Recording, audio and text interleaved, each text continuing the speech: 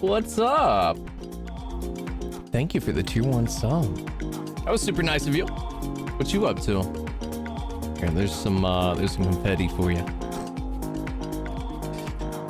What you up to?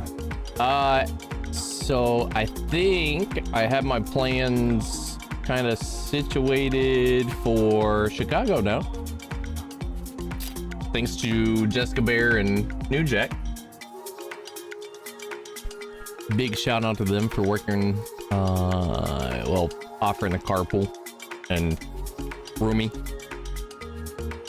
Not much, just working. Very nice, very nice. Yeah, so I'll be there. I'll be in Chicago. I just need to save up a couple $100 for spending money. We'll be good. A couple more shifts of like Amazon Flex and Instacart and that kind of stuff. We'll be good to go. Yesterday, by the way, I did Amazon Flex for 2 hours. Yeah, it was like 2 hours. $64. Not bad. $32 an hour just for like dropping off packages. And now that includes tips and stuff too, right? But like, pretty damn good. Not too shabby. Is the stream skipping at all? It says like 50% of my frames are dropping and I don't know why. Let me see. Task manager, let's take a look. I'm saving up, there's so much I want to check out. Me too. Oh, that's right, I need to get that city pass thing too. Hell yeah. Do it in a G-string, you'll get more tips. I'm sure I would. Also, yes, it's skipping. I don't know why it's skipping, because my internet speeds are fine. Let's try Twitch Inspector. Bum, bum, ba-dum, bum.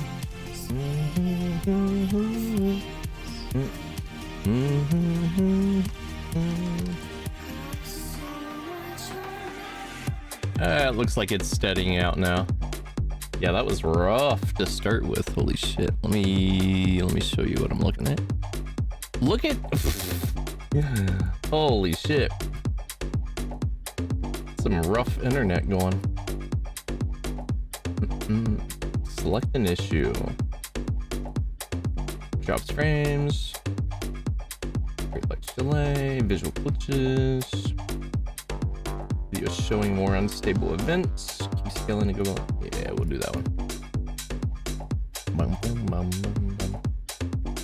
Yeah, for some reason, like the FPS is hanging out around 20 and the internet speed is around 5,000. And it won't go over that for some reason. What up, Turtle? Maybe I should lower my bitrate. Maybe that'll fix it. Which if I do that, I'd have to like stop and start the stream again. Let's give it a second.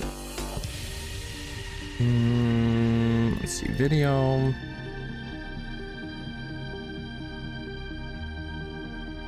Let's check our output. Let's lower this to 5,000 maybe.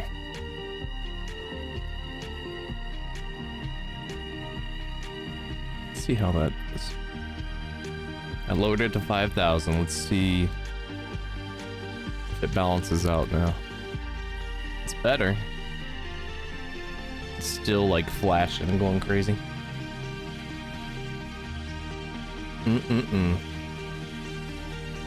It's usually right around this time that this happens during the week anyway, so we'll give it a minute. I'm gonna get one of those too. Great find. Thanks. Yeah, I've had it in my travel folder for a while now. I've just never needed to use it. So this will be a perfect time to try it out. And it's like unlimited too, which is nice. It's only a little bit more than the other one. Oh, that's not fair, Hertz. I want pizza. Turtle wasn't able to order a sexy outfit, but did order a comedic shirt for panel. I have green clothes around here everywhere. I'm probably going to end up wearing my green screen morph suit. So that's going to be my St. Patrick's Day outfit, is my green morph suit. I think it's perfect. Now, if I can like chroma myself just so it's my head floating, that would be great. Because then I could just drag my head around everywhere.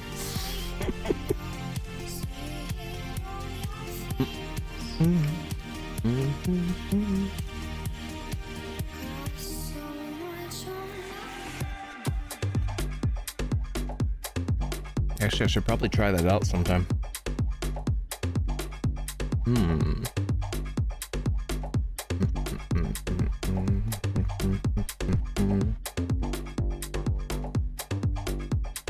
It's trying to make its way up to 60 frames per second. It's trying.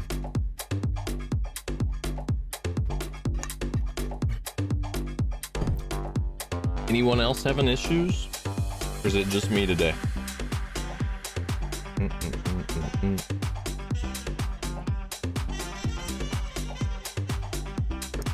Green lights in the background being that short? No, because I'll just pull the green screen around.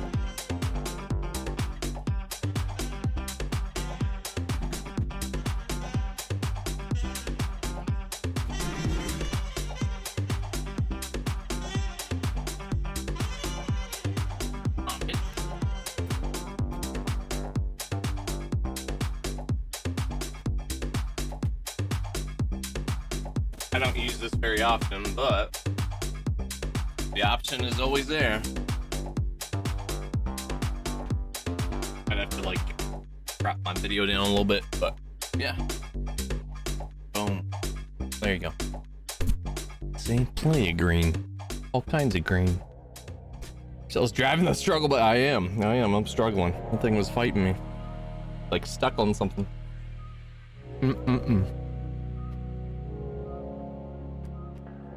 So this is like the first thing I've eaten today. I took my Adderall this morning and forgot to eat.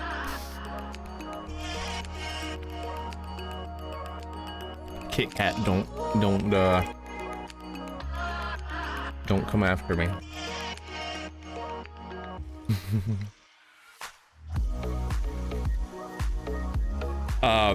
So for Thursday's St. Patrick's Day stream, right now we have signed up Let me hide the screen so you can't see names. Sorry, I know Kiko. I know. We have Chrono joining us. He's been on the show before. He's here in Ohio. Sub Next Door is joining us. That'll be fun. Lil Madness signed up. I don't know if she's coming or not. She's canceled the past couple times, so I'm not holding my breath. Strawberry Witch will be back on. Turtle's gonna be on with us. Jessica Bear's gonna be on with us.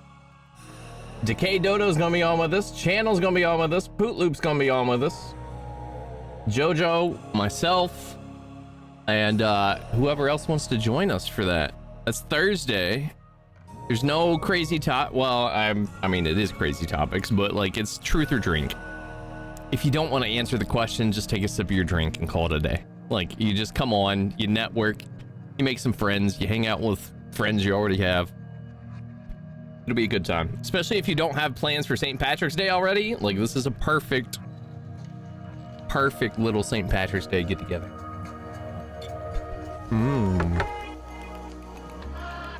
Ooh, interesting people, right? Oh, K-Buck. I gotta add K-Buck. She just messaged me. No, I don't think that's it. Shit.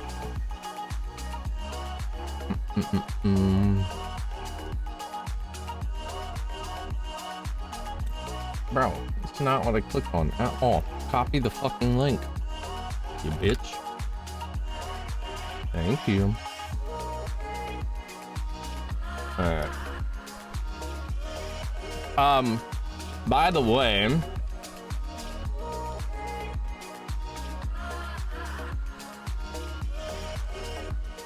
Curly Chris messaged me wanting me to come on to a speed dating show tonight for 5 minutes just for a quick like speed date. I don't know if I'm gonna do it or not. We'll see.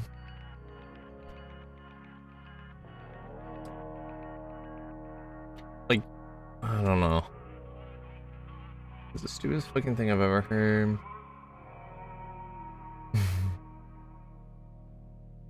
Ethics. Hold on. Let me see. Curly Chris. Untitled dating show featuring Peach XO. Let's see who Peach XO is. I don't think I even know who this is. Oh, this is a good song. It's literally just this. It keeps going on repeat. All right, I'm gonna put this away now. Actually, can I make my head disappear here? Hold on. Let's add a filter. You want chroma key? Yes.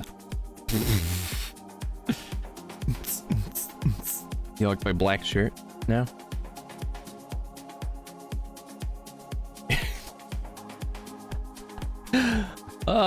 See if I can just hide my arms now. Just a floating head. I'll just be a floating head for the show. Maybe that can be a show. I'll just be the host of the show and I'll be a floating head of it. Boop. Okay.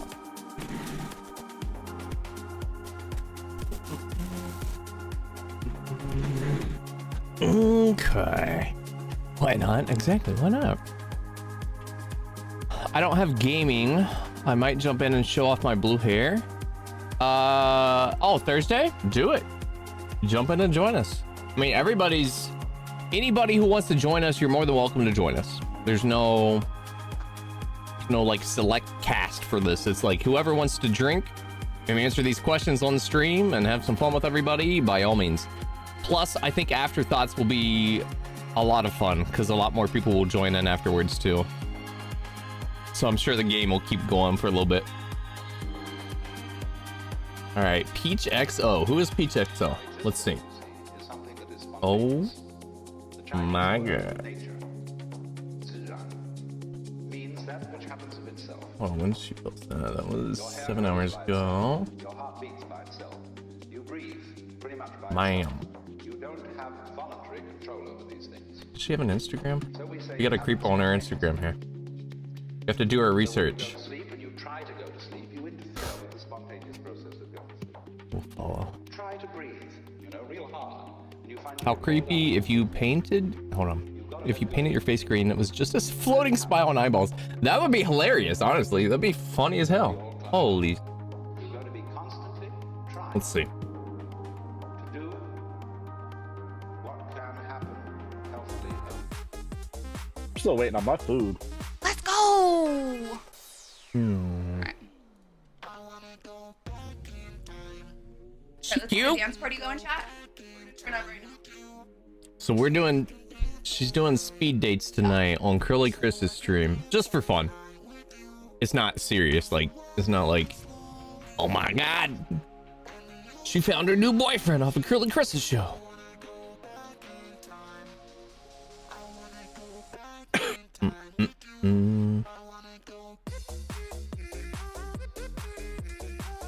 Same girl. Okay.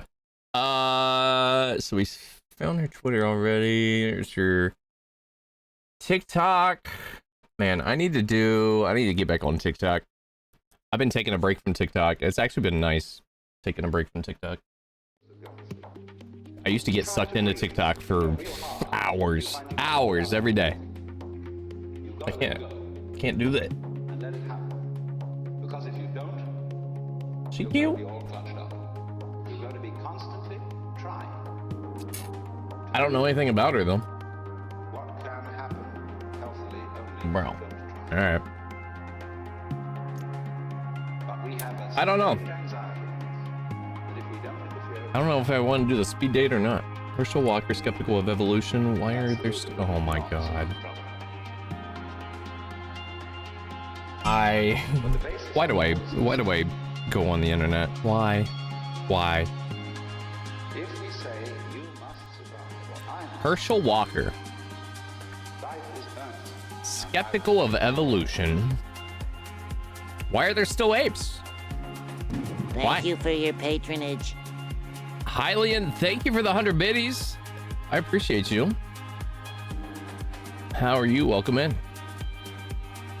Bro, I cannot take these fucking Republican candidates. I cannot. I want to leave this fucking country every time I read about one of their stupid ass takes. It's so bad. Like, just think about it. No, I don't even want to think about it.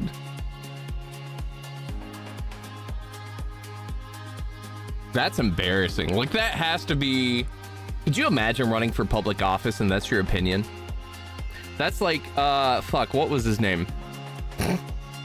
Ben something. Neurosurgeon. I forget his name. He said some dumb shit during his election too. Republican Senate candidate Herschel Walker cast doubt on the theory of evolution in recent remarks, saying the fact that apes and humans coexist disproves accepted science. You're a fucking idiot. At one time, science said men came from apes, did it not? If that is true, why are there still apes? Think about it. Herschel said an appearance at Sugar Hill Church in Georgia on Sunday. Oh my god. No. Of course. Now you're getting too smart for us, Herschel. Lead pastor Chuck Allen responded. I'm sure Chuck Allen's genius. He's fucking super smart. Definitely not taking advantage of his followers. God. Because it didn't just some bomb blew up and it started out. And then I'll tell you something else I heard, and I think No, not Ben Shapiro. because at one time science said man came from apes. Oh Did it god. not? I can't. That's when you go to the every science. time, every time I fucking read or can't. hear that, I think to myself, you just didn't read the same Bible I did. Well, this was interesting though. If that is true, Like, I can't. Okay, if you are religious, I have nothing against you. I just want to put that out there right now. If you're religious, I have nothing against you. I have a problem with religion, period. Just in general. No matter what religion it is, I think all religions are pretty fucking shitty. why But, are like, still apes?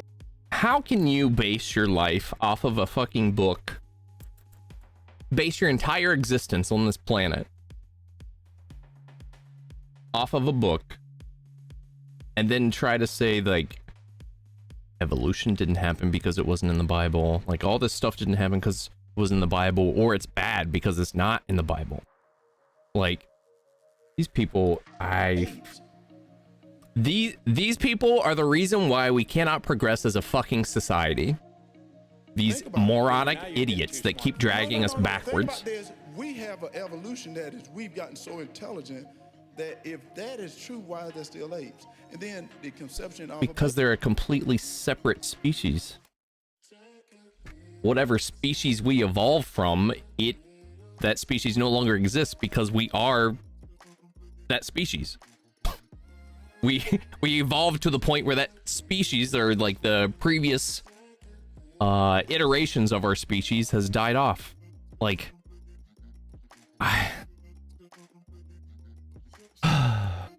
that's embarrassing. That's fucking embarrassing. baby. Let me tell you, science can't do that. They still trying to do it, but it can't because there had to be a God.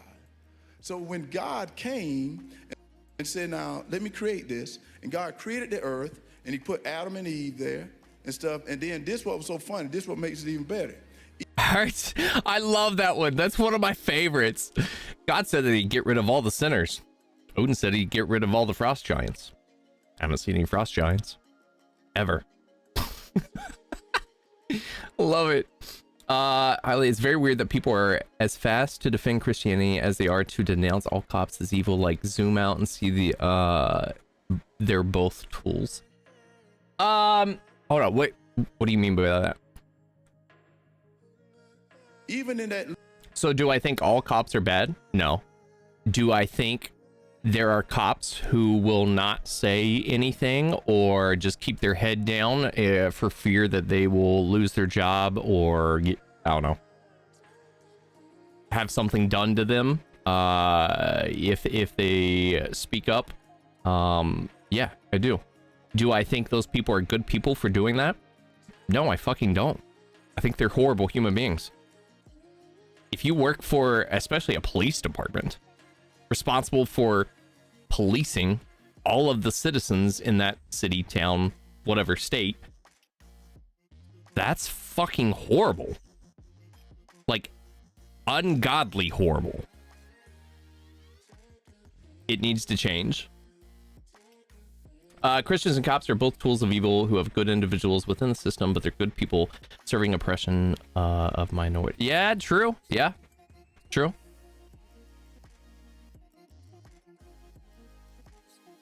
Now you got me sitting here thinking. That's very true.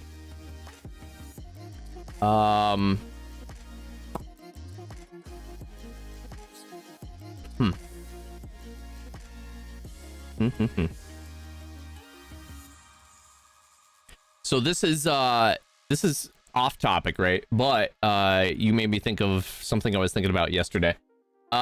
So yesterday I don't know how I got on this thought process, but I was thinking, so over the past decade, right, we've made a lot of gains in minimum wage, basically forcing companies to raise their minimum wage.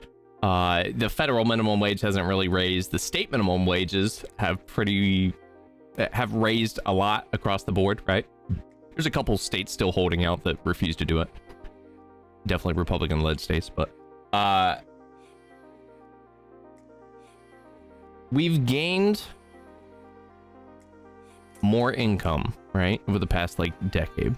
But I was thinking, I was like, okay, there's an argument that we shouldn't raise the minimum wage because it will raise inflation. And then the argument back is, well, if people have more money, then they can pump more money into the system, which creates more jobs, which creates more demand, which creates more money. It's a never-ending, like, positive cycle, right? Makes sense. Makes perfect sense. But I was thinking, what if inflation is just a tool they use to negate those gains? Like, they just look at everyone, they're like, the The riffraff are getting too close to our level, so time to crank up inflation a little bit, cut back that those income gains that they got the past decade. Because I mean, inflation is so bad now, it's like it has completely wiped out any kind of financial gain that you've gotten over the past like 10 years. I'm talking about Adam and Eve. They always leave out Lilith. She was before Eve, but had a mind of her own and went against Adam. Oh, yeah, I always forget about her, to be honest, which I'm not a huge religious person anyway, so it's very weird that people are I don't think all cops are bad. No. Do I think that the wall of blue is a thing? Fuck yes. Yeah, it is. And honestly, those okay, this is extreme, right? But the title of the stream is controversial takes, right? I think bad cops should be made an example of. Like something serious, like dead fucking serious, not just like, oh, you went to trial and you went to jail. Oh no, I'm talking like fucking death penalty, like public beatings, like public, like something to set the example. Like, you do this shit, your life is fucking over, period. I think the same should be done for elected officials as well.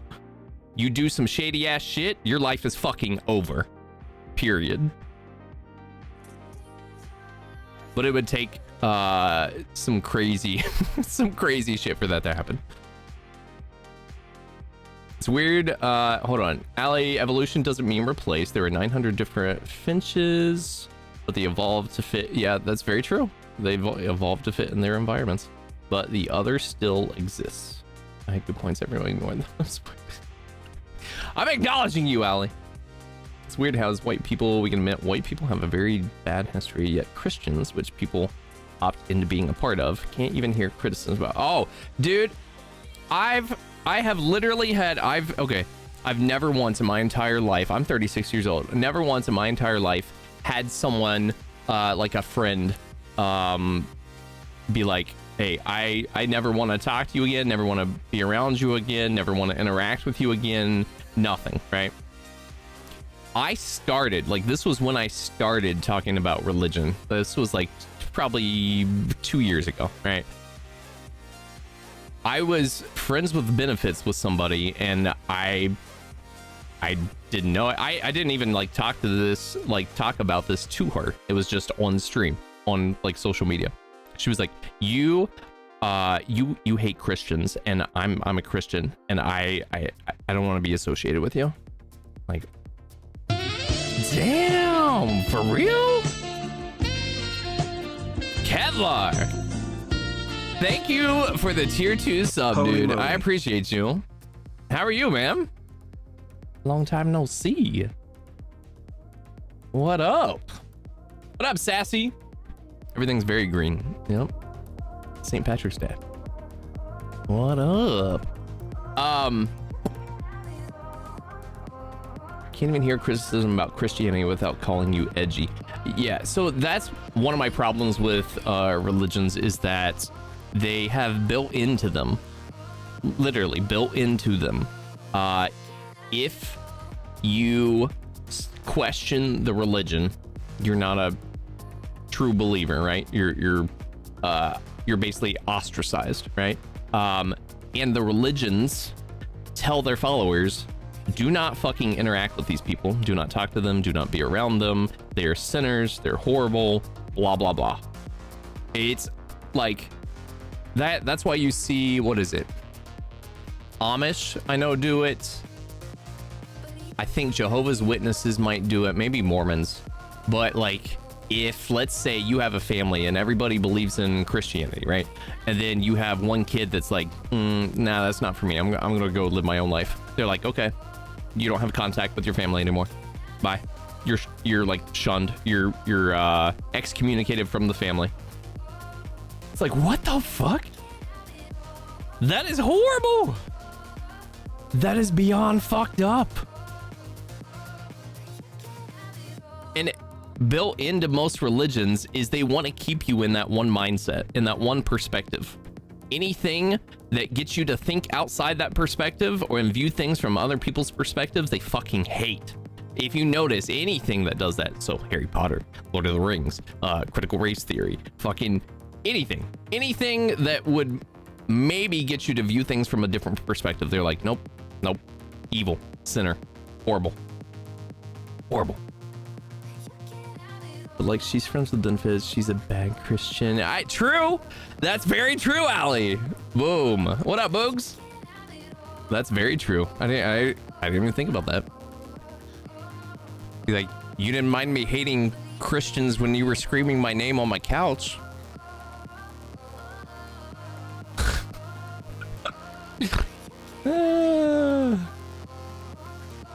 Whatever. Sassy, what you up to? I pulled up, so how we got on this tangent, I pulled up Twitter, okay? And the trending thing was Herschel Walker, right? So I was like, what the fuck? Who's Herschel Walker? I don't know who the fuck Herschel Walker is, right? So I pulled it up. It was like, Herschel Walker, skeptical of evolution, GOP candidate for Senate. I fucking can't anymore. It's 2022. Can we please move past this shit? Please, for the love of God.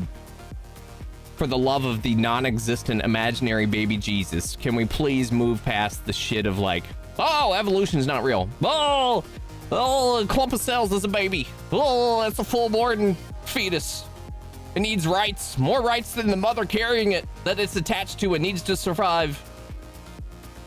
Can we please move past this shit and focus on some shit that actually affects our lives? Lycanthropy, what the fuck?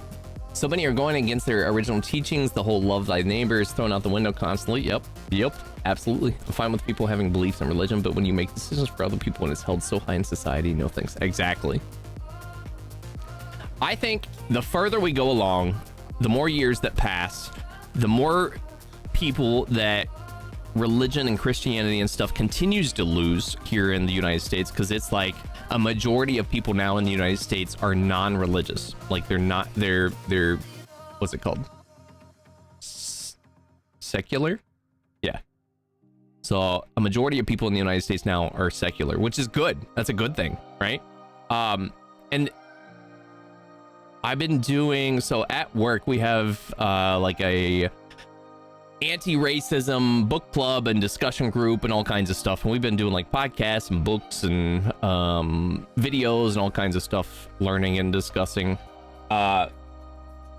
It's interesting to me seeing how the rhetoric from the GOP is like, get rid of CRT, we shouldn't be teaching people I don't know, cognitive biases, shouldn't be teaching people about racism and blah blah blah, right? Critical race theory.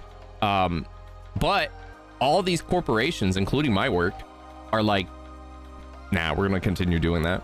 And it's evolving towards the mindset of like I'm trying to think of how to word this. So the way I see things playing out over the next couple of decades is corporations, countries are going to, of course, start working together. They have to, otherwise we all die, right? And to get there, I think they're going to come out with, if you look it up, it's called Chrislam, CHRISLAM. It's a combination of Christianity and Islam. You can follow either one, but you can belong to Chrislam. So they're trying to unite everyone. And one way to get there is to teach people like, hey, everybody's different. Hey, be careful what you say. Like, don't be an offensive asshole.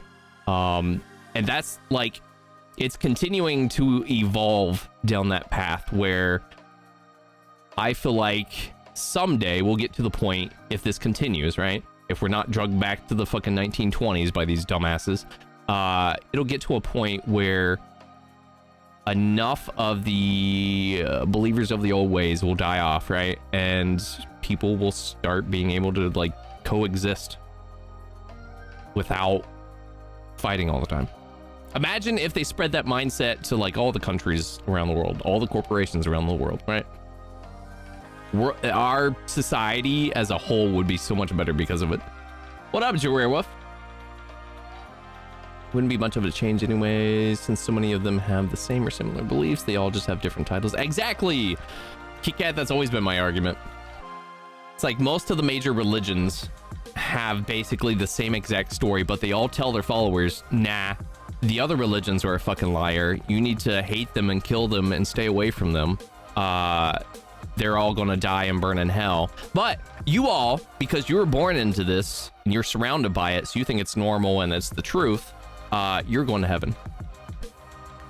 Oh, okay. That's probably great for society, right? That's great if all the countries around the world have different beliefs and are fighting each other for their religious views. That's a good thing for humanity, right? Great. Fantastic. Couldn't ask for a better scenario. Getting my child in the shower and getting ready for bed. Ooh, sucks to be you. So I have my tickets to Brazil booked. Is the stream still choppy for anyone? Is this still skipping? God, I don't know what the fuck's going on with it. I'm about to go restart the router because this shit's wild.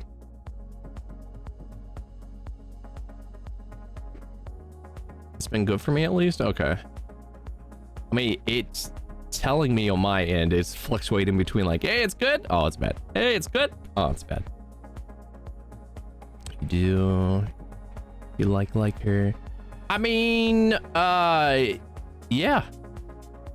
I do. I think we'd make a good team, a good couple, but we'll see, right? Because like the big thing is the distance, like, and then trying to figure out how it would work, right? Who's traveling to who, when, who's moving where. I'm not moving to Brazil anytime soon, not until I'm like fucking 50, right? Going to Brazil. I am going to Brazil. Going to Brazil for 2 weeks. Already got round trip tickets paid for. Now I'm working Instacart, Shipped, DoorDash, Grubhub, Amazon Flex. Then I also have a couple other like gig apps where you can go like work at a restaurant or whatever. But I've been trying to make some extra money in my spare time for spending fun money for all the traveling that's happening this year, because we have Brazil coming up in April, right? And then we have Kit Kat's trip to Chicago in May, and then we have camping in North Carolina the hopefully first weekend of June. What else we got? We have the Halloween party at the end of the year. We have TwitchCon. Man, I gotta get that shit booked like quick. We gotta start figuring that out next. So Brazil, I think, is pretty much done. Chicago is pretty much done. Thank you, Jessica Bear, by the way, if you're watching her out there. I'm gonna ride up with Jessica Bear, and her and New Jack got a double queen hotel room. So I'm gonna snag one of the beds and pay her, split the cost with them. So that's for Chicago. So Chicago's all planned out, but we got to finish planning out camping. We got to finish planning out the Halloween party later this year. We got to finish planning out, especially TwitchCon. I definitely want to go to TwitchCon. I was going to try to go to Chicago when May 12th to the 15th. Message Kit Kat. I'm sure she would love to have you join us if you can. It's just kind of like a short weekend trip. What else we got going on? Hold on.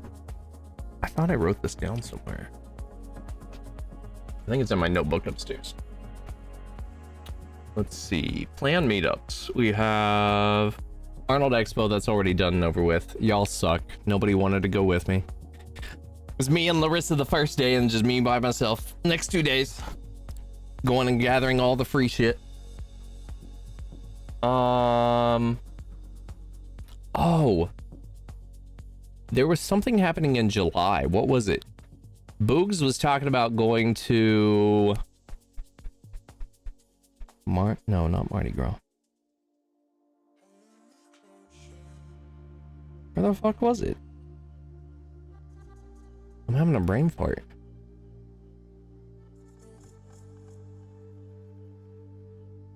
Anyone know where Boogs wanted to go? We were just talking about this last night, bro. A memory. No, not Dubai. I would like to visit Dubai though. I feel like it'd be expensive as hell. So that's the good thing about Brazil, is that the only expensive part is the flight there and back. That's the expensive part. Once you get there, their currency is worth like 1/5 of what ours is.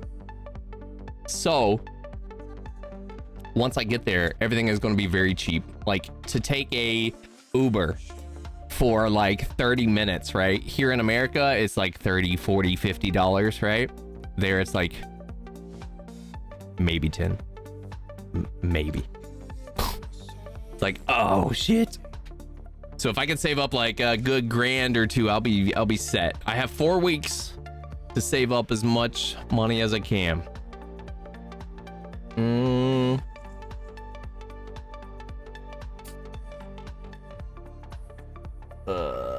Boogs, I'm gonna have to message you. Hold on, actually. Prominent brow ridge too. Boogs, Excuse me? Harry, where were you wanting to go in July? I forget. DC. That's what it was. DC. Okay. Thanks, man. Yeah. To Washington DC in July. If anyone wants to join us for that, that'd be fun. And it's not that far away from here. So we got DC in July. I still need to figure out something to do for the July 4th weekend though. What else we got going on? If I can squeeze in FetCon in Florida and then make a trip to either like Disney World or Disneyland or Universal Studios or whatever, one of them down there, right? I'd totally be down for that. But that's if I can, if money is good. So I'm trying to get everything. What the hell? You still on the first stream on Thursday? Yeah, hell yeah. Hell yeah.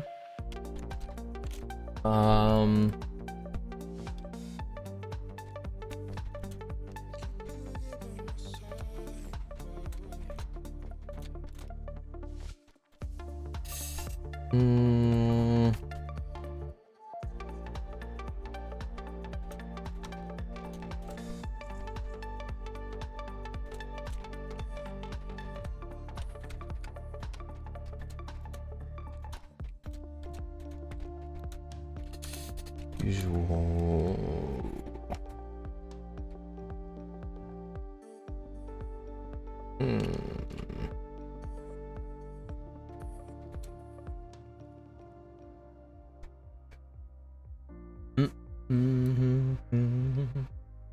Curly Chris was looking at doing a speed dating show today, but I'm like, I don't know if I want to pop on and do that or not. It's only for like 5 minutes for a quick, like, ask them questions, ask me questions, everybody answers the questions, and then you move on. And then they decide who they want to bring back, I guess. Oh, I love this song. Zumbizi Bay. I mean, we'll definitely be doing some stuff over the summer, right? So we'll be going to Zumbizi Bay for sure. We'll organize a group for that. I don't know. We'll figure some shit out for sure. But we definitely need some stuff to do. When are you going to Brazil? Probably like end of April, beginning of May. Sometime around there. I gotta check my tickets. I forget what it is. That's one thing I still have to do is get everything put on my calendar, plan out my itinerary, things I want to visit and check out, all that kind of stuff.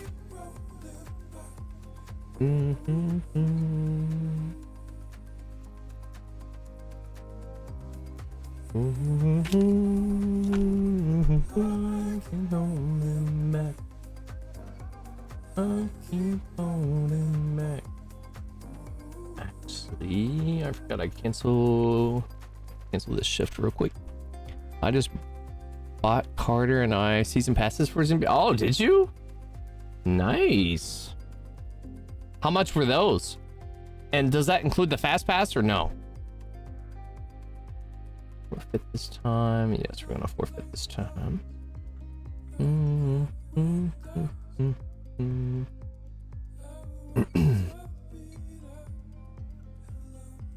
No.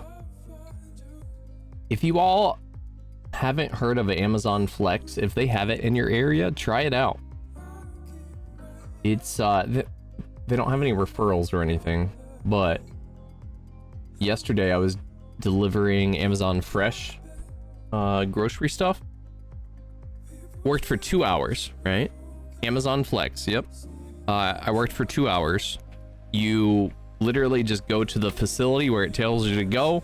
Like you pick a block and you can look on the map and see where it's located at, if it's close to you or not. You go to that location at the starting time. You scan all the packages on the cart that they already have ready to roll for you. You load your car up with it and then you go. It just tells you where to go. You drop the packages off, you take a picture. Like when you pull up to a place, you scan the packages to find their packages. And then I just set them outside the car once I find them. And then you hit continue, take them up to the door, sit them there, take a picture, jump back in the car, next one. That's it. I worked 2 hours and it was like $32 an hour. But that was with tips though. That was with tips. If you do regular packages, I don't think there's tips included, but it does tell you how much you would make for working however many hours. Usually like 5 hours is $90, which is not horrible for extra like spending money, you know what I mean? Let me see, hold on. What does that equal? 90 divided by 5, $18 an hour? Yeah, not bad. And then usually if you work shifts that are outside the normal, so like late night, early morning, you get like even more money.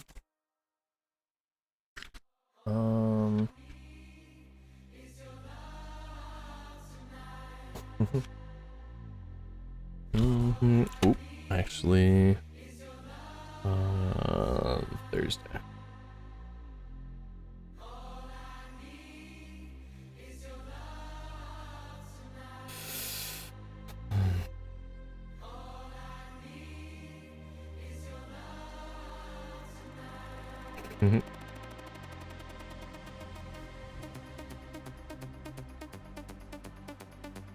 All right. Wait, what job are we talking about? What up, K-Buck? So I booked my tickets for Brazil, and I'm saving up extra spending money. So I've been doing, just in my free time, the past couple days, like Shipt, Instacart, DoorDash, and Amazon Flex. And Amazon Flex is literally the easiest one out of all of them. Shipt and Instacart, you actually have to like go in and grocery shop. It's very rare if you have just like a delivery, like pick it up and drop it off type shit. It's a lot of work for not a lot of pay, right? Amazon Flex is you literally pick it up, scan it, take it, drop it off, picture, go. That's it. Once you're done, you're done. Or you can go pick up another shift. But what I've been doing is like, I'll do Instacart or Shipt before the Amazon Flex shift, and then I'll go do the Amazon Flex shift. Then once I'm done with that, I'll do Instacart and Shipt on the way back to my place. So every day I'm averaging like 100, 150 if I can put in a good couple hours. Like last night I worked for 4 hours and I did like 120. So I made 64 on Amazon, 16 yesterday on Shipt, and $51. Yeah, $52 on Instacart. Not too shabby. Apparently you can earn extra money from Amazon for helping deliver stuff. Yeah, you can. There's, I'm sure, all kinds of ways to make extra money. This is just the easy stuff that I've found so far that you can just jump on whenever you have free time. You know what I mean? Like, that's the kind of stuff I like. Because if I have to schedule shifts and stuff, it gets very confusing with my schedule. Definitely need a car that gets good mileage. I drive a Prius, so it... I set myself up for this type of scenario back when I drove a Dodge Durango in like early 2000s, a 98 Dodge Durango that got like 13 miles a gallon, and then gas, remember back then, hit like $4 a gallon. Everybody was freaking out because it was the first time it really happened. Or no, it had happened since like the gas shortage of, I don't know, fucking 1980s or something, you know what I mean? But once that happened to me and I had to fill my car up and I was driving like 45 minutes one way to work, and I was spending anywhere from like 100 150 in gas each week, yeah, I was like, fuck that. I don't care if people judge me because I drive a Prius. I really don't give a fuck. Like, I want to make sure I am never put in this fucking situation again, and I have never been put in that situation again. My car gets, yeah, like K-Buck, mine gets anywhere from like 40 to 50 miles a gallon. I will never, so like my next car is going to be a full electric car. That's what I'm saving up for right now. Hopefully a Tesla. Like, I would like to get a Tesla, but the other car companies are starting to catch up with Tesla. If one of them can get the self-driving shit figured out, I'd be like, I'll go with that one. Whichever one is going to drive me to where I want to go so I can do other shit, I want that one. Give me that one. I drove normal, I would get close to 50, but I drive like an ass sometimes. Same, K-Box, same. Damn, even though I'm in my fucking Prius, I'm like, damn, boy, he's thick. I treat that like a fucking little race car. Zooming around corners and everything else. I see you, Bugs. I see you. Alley, 1970. 1970 for what? What do you mean?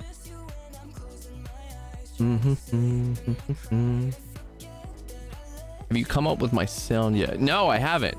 You need to come up with it. I have too much shit going on right now to come up with anything. Just let me know what you want.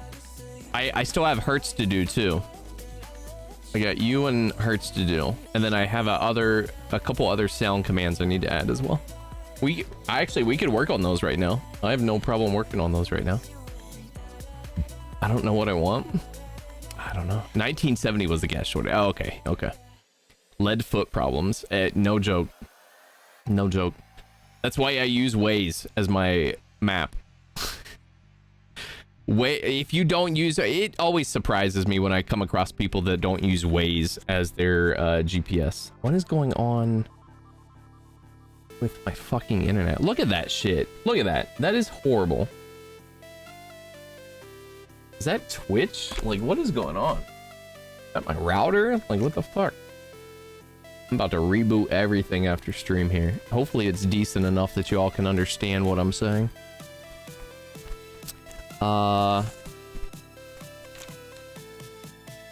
Twisted J, what's that say? The something fuck OS ways? I need to get Waze so I don't get fucked up. K-Bach, how do you not have Waze? W-A-Z-E.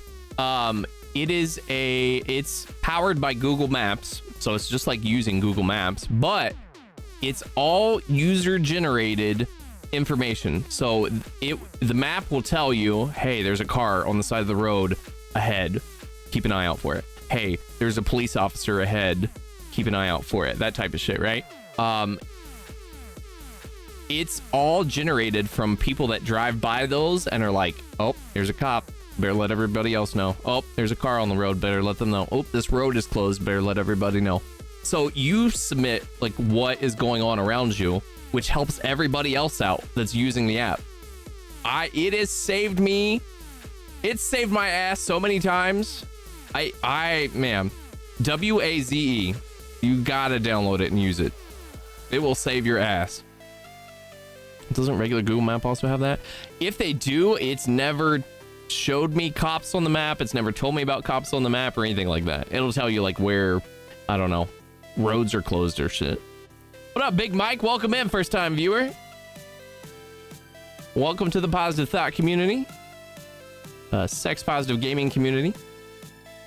Isn't Google Maps incorporated into Waze? Yeah, so Google Maps owns Waze, so it uses Google Maps as the back end of it. It just has a different like GUI, graphical user interface. It looks a little more cartoony, but it saves your ass. It does for accidents and some cops, but not as much. Yeah, definitely try out Waze, I promise. It's good shit. I've not looked back since I started using it. So we don't have to do this right now, but later I figured this might be some good conversation topics. I subscribe to Mother Jones, which is a really good magazine that does in-depth articles on political stuff, right? So this one's about the Holy War, how Steve Bannon, Milo something Yiannopoulos, or however the fuck you say his stupid ass name, and other militant right-wing activists are hell-bent on transforming the Catholic Church, starting with the Pope. I'm telling you, bro. They've already got control of the court systems. They already have control of the Supreme Court. They already have control of a majority of the states. If they can get religion involved, it's game over. Like, I'm already worried about the patriot churches and the nationalism that's already happening within religious sects across the country. So I want to read that article to you all here in a minute. Wicked, what up? Yeah, ways to save my butt before? Yeah, I swear by Waze. It always surprises me that people haven't, I don't know, maybe because I'm a geek, right? So like, I've had an iPhone forever, but if I want to download an app for something, let's say Maps, right? I will search through Maps and then look through all of them. Not all of them, but like a shit ton of them, and like compare their features, figure out which one's best for me, and then I'll download and try a couple out. Waze, swear to God, was, yeah, it's amazing.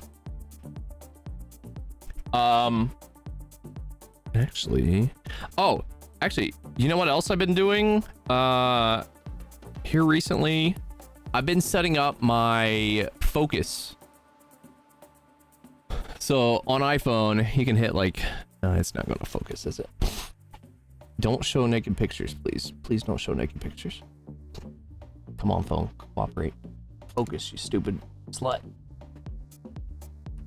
There you go, look at that. Focus, okay. And then you have different focuses that you can set, right? So you have like driving, it'll automatically turn driving on. Fitness, I have content creation. I can't even say what the work, sleep, do not disturb, that kind of shit, right?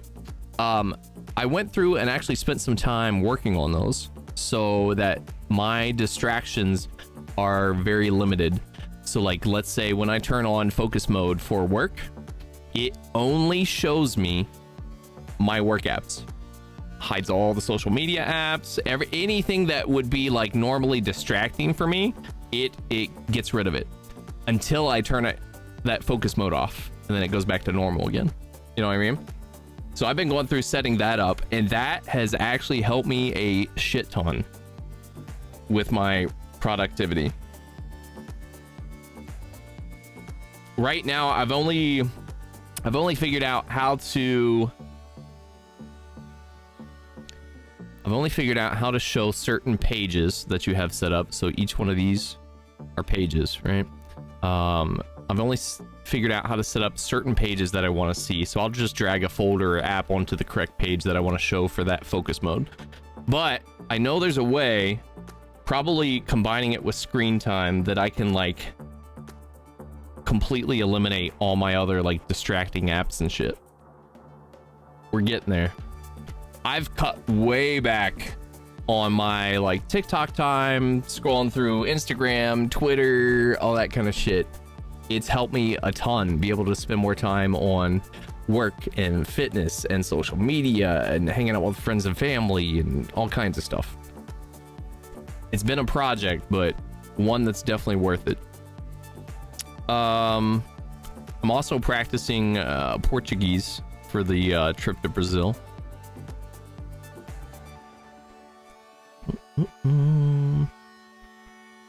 What else we got?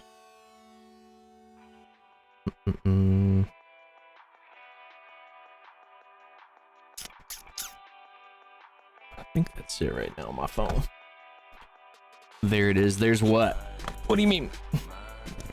The naked picture? Here, I'm gonna read you. Actually, I wonder if they have this article online. That way you can see it at the same time I'm reading it.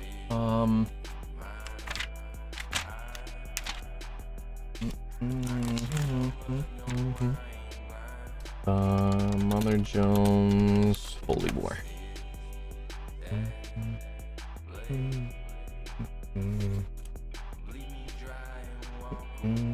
There we go.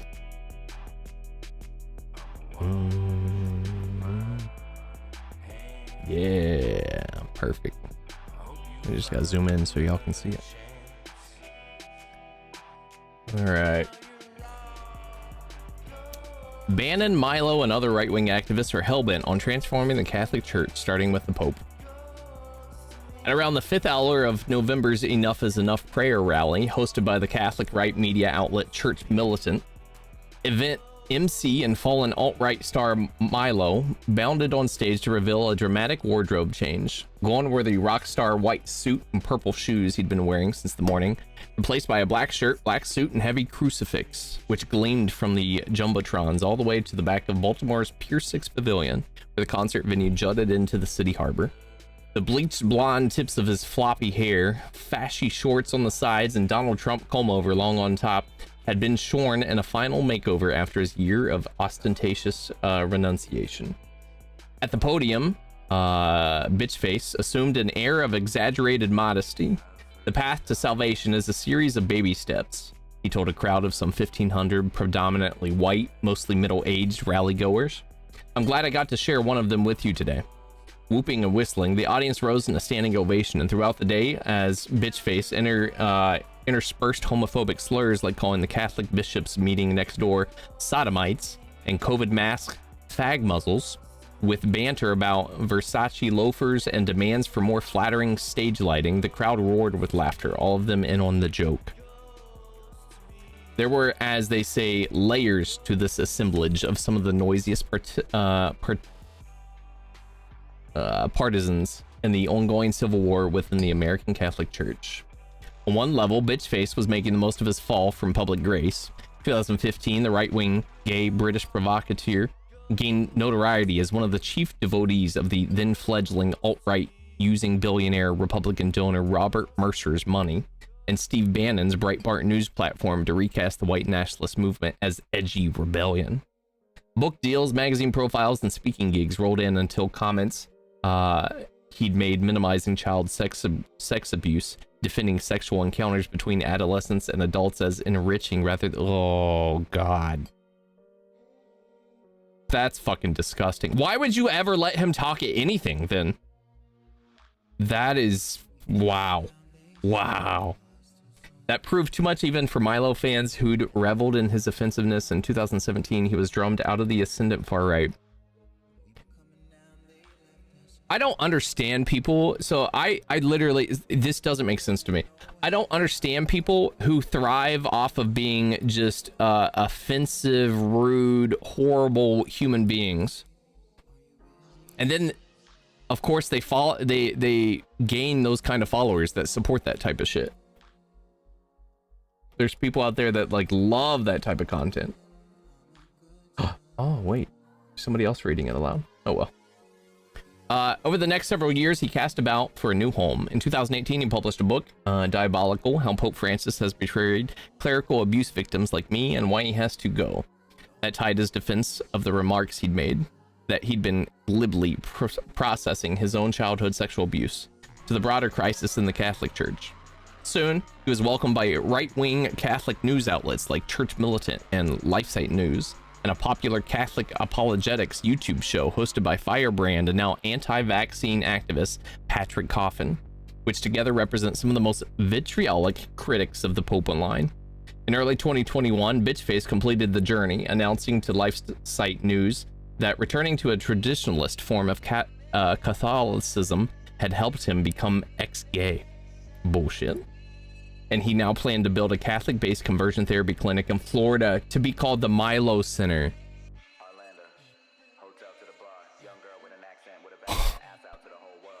Bro, I can't. As Bitchface conducted a publicity tour around the alternative media universe of the Catholic right, he theatrically threw away an engagement ring he called his sodomy stone, and quipped about the need to make the Vatican straight again and make America homophobic again. I'll shut up. By July, he'd become a regular columnist at Church Militant, where he paired his trademark acidity with a laser fixation on the cult of homosexualism, which he described as a reimagining of a very old pagan form of worship. He also claimed that women who miscarry after receiving COVID-19 vaccinations have effectively aborted their children, and declared that sometimes one feels the only good bishop is a dead bishop. By fall, he was appearing on Church Militant's home shopping network, flogging an 88 adoring virgin icon, a Good Mary. Bitchface promised, unlike some less physically attractive depictions, and a CD set of him reading Psalms and Proverbs for 75. Jesus fuck, dude. These are like the most anti-Christian people I've ever seen in my life, and it is wild to me to watch how fucking Christians, the person could be the biggest piece of shit. They could be a fucking pedophile, right? But if they renounce their sins and become a Christian and get saved again, boy, they really don't give a fuck. As long as you're quote unquote Christian, they will support you till the day you die. That shit is wild to me. In fact, Bitchface high camp style wasn't out of place with the carnival of outrage that Church Militant has trafficked in for years. Originally founded in the early 2000s as Real Catholic TV, what up, Jessica Bear? With a mission to rebut pop culture depictions of Catholicism like the Da Vinci Code. The origination has become increasingly political, garnering an audience of Catholics disaffected from official church leadership. Based in Ferndale, Michigan, Church Militant has been repeatedly disavowed by the Archdiocese of Detroit, including a successful 2011 demand to remove the word Catholic from the organization's name. But it styles itself as an apostolate, fighting to preserve authentic Catholicism in the face of a corrupt and I don't even know what the word is. What is this? I don't think it's gonna read. Something hierarchy, which is typically refers to with terms like international crime syndicate or monsters and miters. Around 2018, when the church was roiled by revelations of sexual abuse by former Cardinal Theodore McCarrick, Church Militant zeroed in on what it called the Lavender Mafia to suggest that the sexual abuse crisis stems from a gay cabal controlling the church from the Vatican on down. Lately, the outlet has leveled its bombastic fury at pandemic public health measures and racial justice protesters, and predicted Joe Biden's presidency would result in anti-Christian genocide. In 2020, the outlet's founder, former CBS News producer Michael Voris, oh my god, who has publicly renounced his own past same-sex relationships and mentored Milo toward also embracing a chaste life, or what Milo calls sexual sobriety. Oh my god. Warned that a union of Rome and the Washington, D.C. swamp was conspiring to oust Trump and usher in a new world order under which faithful Catholics would be declared illegal and hunted down. That's such bullshit. That's such a line of bullshit. Where do they get this shit from? Church Militant then relentlessly pushed stolen election narratives, and as Trump supporters stormed the U.S. Capitol on January 6th, the outlet and its staff called them patriots and tweeted celebratory memes like a dipshit juxtaposing a photo of rioters hoisting a large wooden cross with the iconic image of Marines raising a flag at Iwo Jima. These people, I swear to God. 6 months later, Church Militant announced plans to host a prayer rally, emceed by Milo and headlined by former Trump advisor and right-wing Catholic Steve Bannon, who in 2018 launched an unsuccessful plan to build a gladiator school for culture warriors. Jesus fuck. in partnership with a conservative Catholic think tank in Rome dedicated to pushing back the tide of radical secularism. Church militants' rally was to be held directly outside the November 2020 annual meeting in Baltimore of the U.S. Conference of Catholic Bishops, but city officials revoked the rally's permit, arguing that the group's presence could lead to violence. Okay, so this part right here, where's it at? So Gladiator School for Culture Warriors, in partnership with a conservative Catholic think tank in Rome dedicated to pushing back the tide of radical secularism. That right there is why I fucking talk about religion on social media, and why I encourage other content creators to talk about religion on social media. If you are not religious, you need to talk about why you're not religious on social media. The amount of people, when I started talking about religion and like how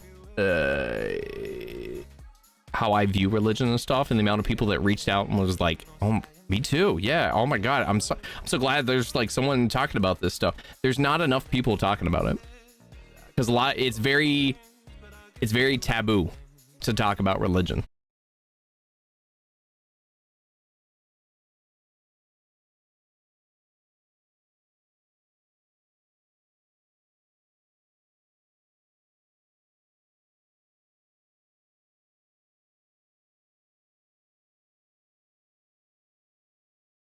Whom church militant derisively calls the African Queen, had already declared he wouldn't deny Biden the sacrament. Not to mention the fact that the Vatican, where Biden received communion in October after meeting with the Pope, had long made it clear it wouldn't approve denial even if the USCCB recommended it. I don't understand why like the Catholic Church doesn't go after like groups like this, like church militant. They're clearly just horrible human beings. Nonetheless, back in June, 2/3 of the USCCB voted to draft guidance that might open the door to such recommendations, yet another expression of the intense division that permeates the US Church. Like the country itself, such internal squabbles might not appear to be that significant. Okay, just fucking exit page if you're gonna keep popping that shit up. Piece of shit. Jesus. I gotta find where I left off.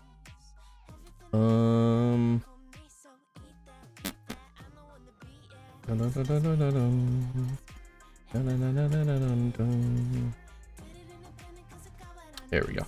The Catholic Church, with more than 1.3 billion members worldwide and representing the largest religious denomination in the U.S., has unparalleled political and social power, and the open civil war within Catholicism, with its undisputed center in the United States, has implications,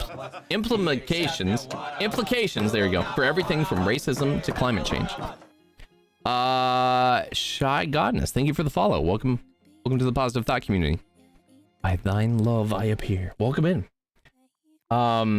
It has implications for everything from racism to climate change, women's rights to right-wing nationalism, and whether one accepts science-backed public health measures and democratic elections, or violently rejects both. Catholics have become the brains of the religious right in the U.S.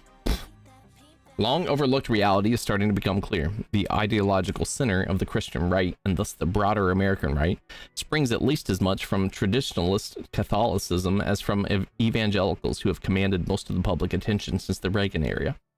Or, as historian Gene puts it, Catholics have become the brains of the religious right in the U.S. The communion fight is just one of a series of Catholic world bombshells in recent months, each of which would have been unimaginable a few years earlier.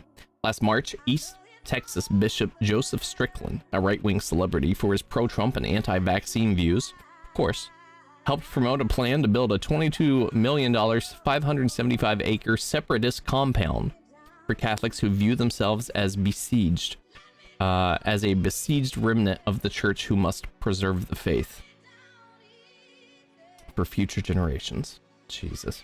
This plan is now on pause after its founder admitted to having an affair. In May, 50,000 people registered for Patrick Coffin's 3-day anti-vaccine conference. Oh my god. I can't.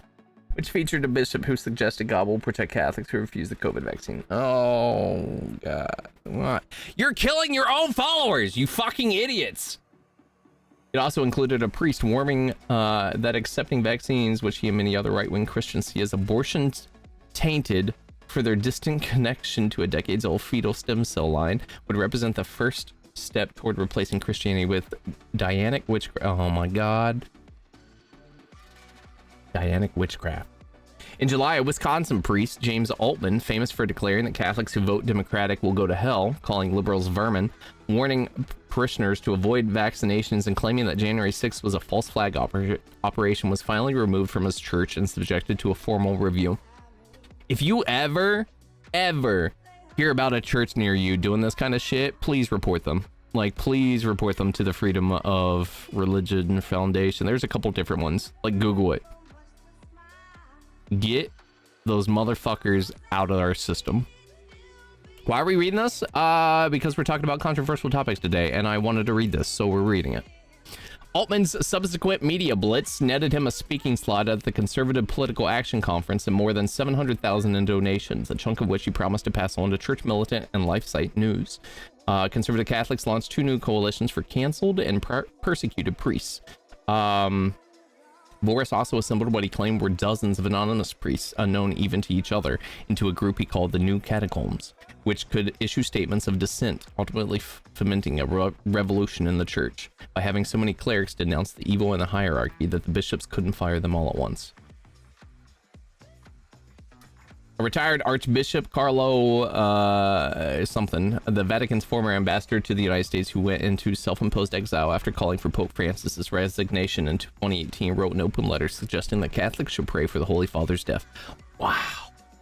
If it's insurrection you phony Catholics and phony Americans like so much, then insurrection is what you'll get. Wow. I mean, I can guarantee you next election,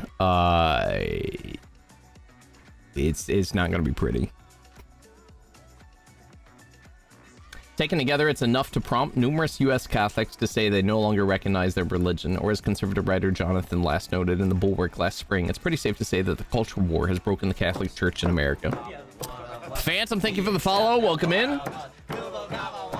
To outsiders who haven't followed the internal warfare prompted by the election of Argentine Cardinal George something to Pope in 2013, all these fights must seem like a bewildering spectacle. But while Pope Francis is widely admired for his attention to poverty and the environment and his occasional calls for moderation on pelvic issues, he's harshly condemned by members of his own church. Radical traditionalists who see the nearly 60-year-old reforms of Vatican II as the original sin of the modern era view Francis as a heretical interloper, but even more mainstream conservative Catholics are also unhappy with the Pope's perceived liberalness, his focus on refugees, and his critiques of capitalist excess. This is why religion is bad. Religion is a fucking cancer on human society. Michael Voris, who is considerably less bombastic in conversation than in his editorials, believes the fissures in the U.S. church were 50 to 60 years in the making, and the only thing new is how public they've become. He sees Trump as having taken what was already ongoing in the shadows as an under-the-radar battle and brought it into the open. I really think it's the theological tensions within the church that you're seeing expressed, he told me in 2020. Those bubble up to the surface when you're talking about social justice, immigration, or abortion, or whatever hot topic you want. But underneath every one of those, whichever side you choose, is based on your theology. One way to tell that these tensions have reached a boiling point is that Trump, lacking a nuanced understanding of most things, but possessing a sharky instinct for blood, noticed them. Throughout his re-election campaign, Trump bypassed the already conservative church hierarchy in favor of the dissident Catholic far right. He promoted figures like podcaster Taylor Marshall, author of the 2019 anti-Francis book, Infiltration, the Plot to Destroy the Church from Within. Trump tweeted a link to an open letter that Archbishop had sent him, warning of a deep church collaborating with the deep state to undermine his presidency. After Trump's defeat, the bishop joined Strickland and Marshall in addressing the December 2021 Jericho March in Washington, D.C., an interfaith Stop the Steal prayer rally that was a precursor to the violence on January 6th. In early January 2021, the bishop went on Steve Bannon's podcast to say the United States would be wiped out if it didn't fight back against election theft. And Trump relentlessly courted that constituency by appointing Catholic conservatives to the Supreme Court, including Amy Coney Barrett, who replaced the liberal feminist Ruth Bader Ginsburg. Although the Catholic right represents a minority of the U.S. Church, it wields an outsized influence through a well-funded network of advocacy institutions and a parallel media ecosystem. We'll check out the parallel media ecosystem here in a second, because I've known about it, but I want you all to know about it. Conservative and right-wing Catholics are highly represented in the U.S. judiciary and dominate the Supreme Court. Even current Supreme Court justices, including all 3 of Trump's SCOTUS picks, were raised Catholic, and 6 of those 7 represent right-wing Catholic ideology. Their prevalence is the result of a long-running conservative project orchestrated, like I've said many times, by the fucking Federalist Society that they've had in place for generations now, pumping out conservative judges. Leo is also president of the National Catholic Prayer Breakfast and founder of the Judicial Education Project. Leo, oh, wow. So,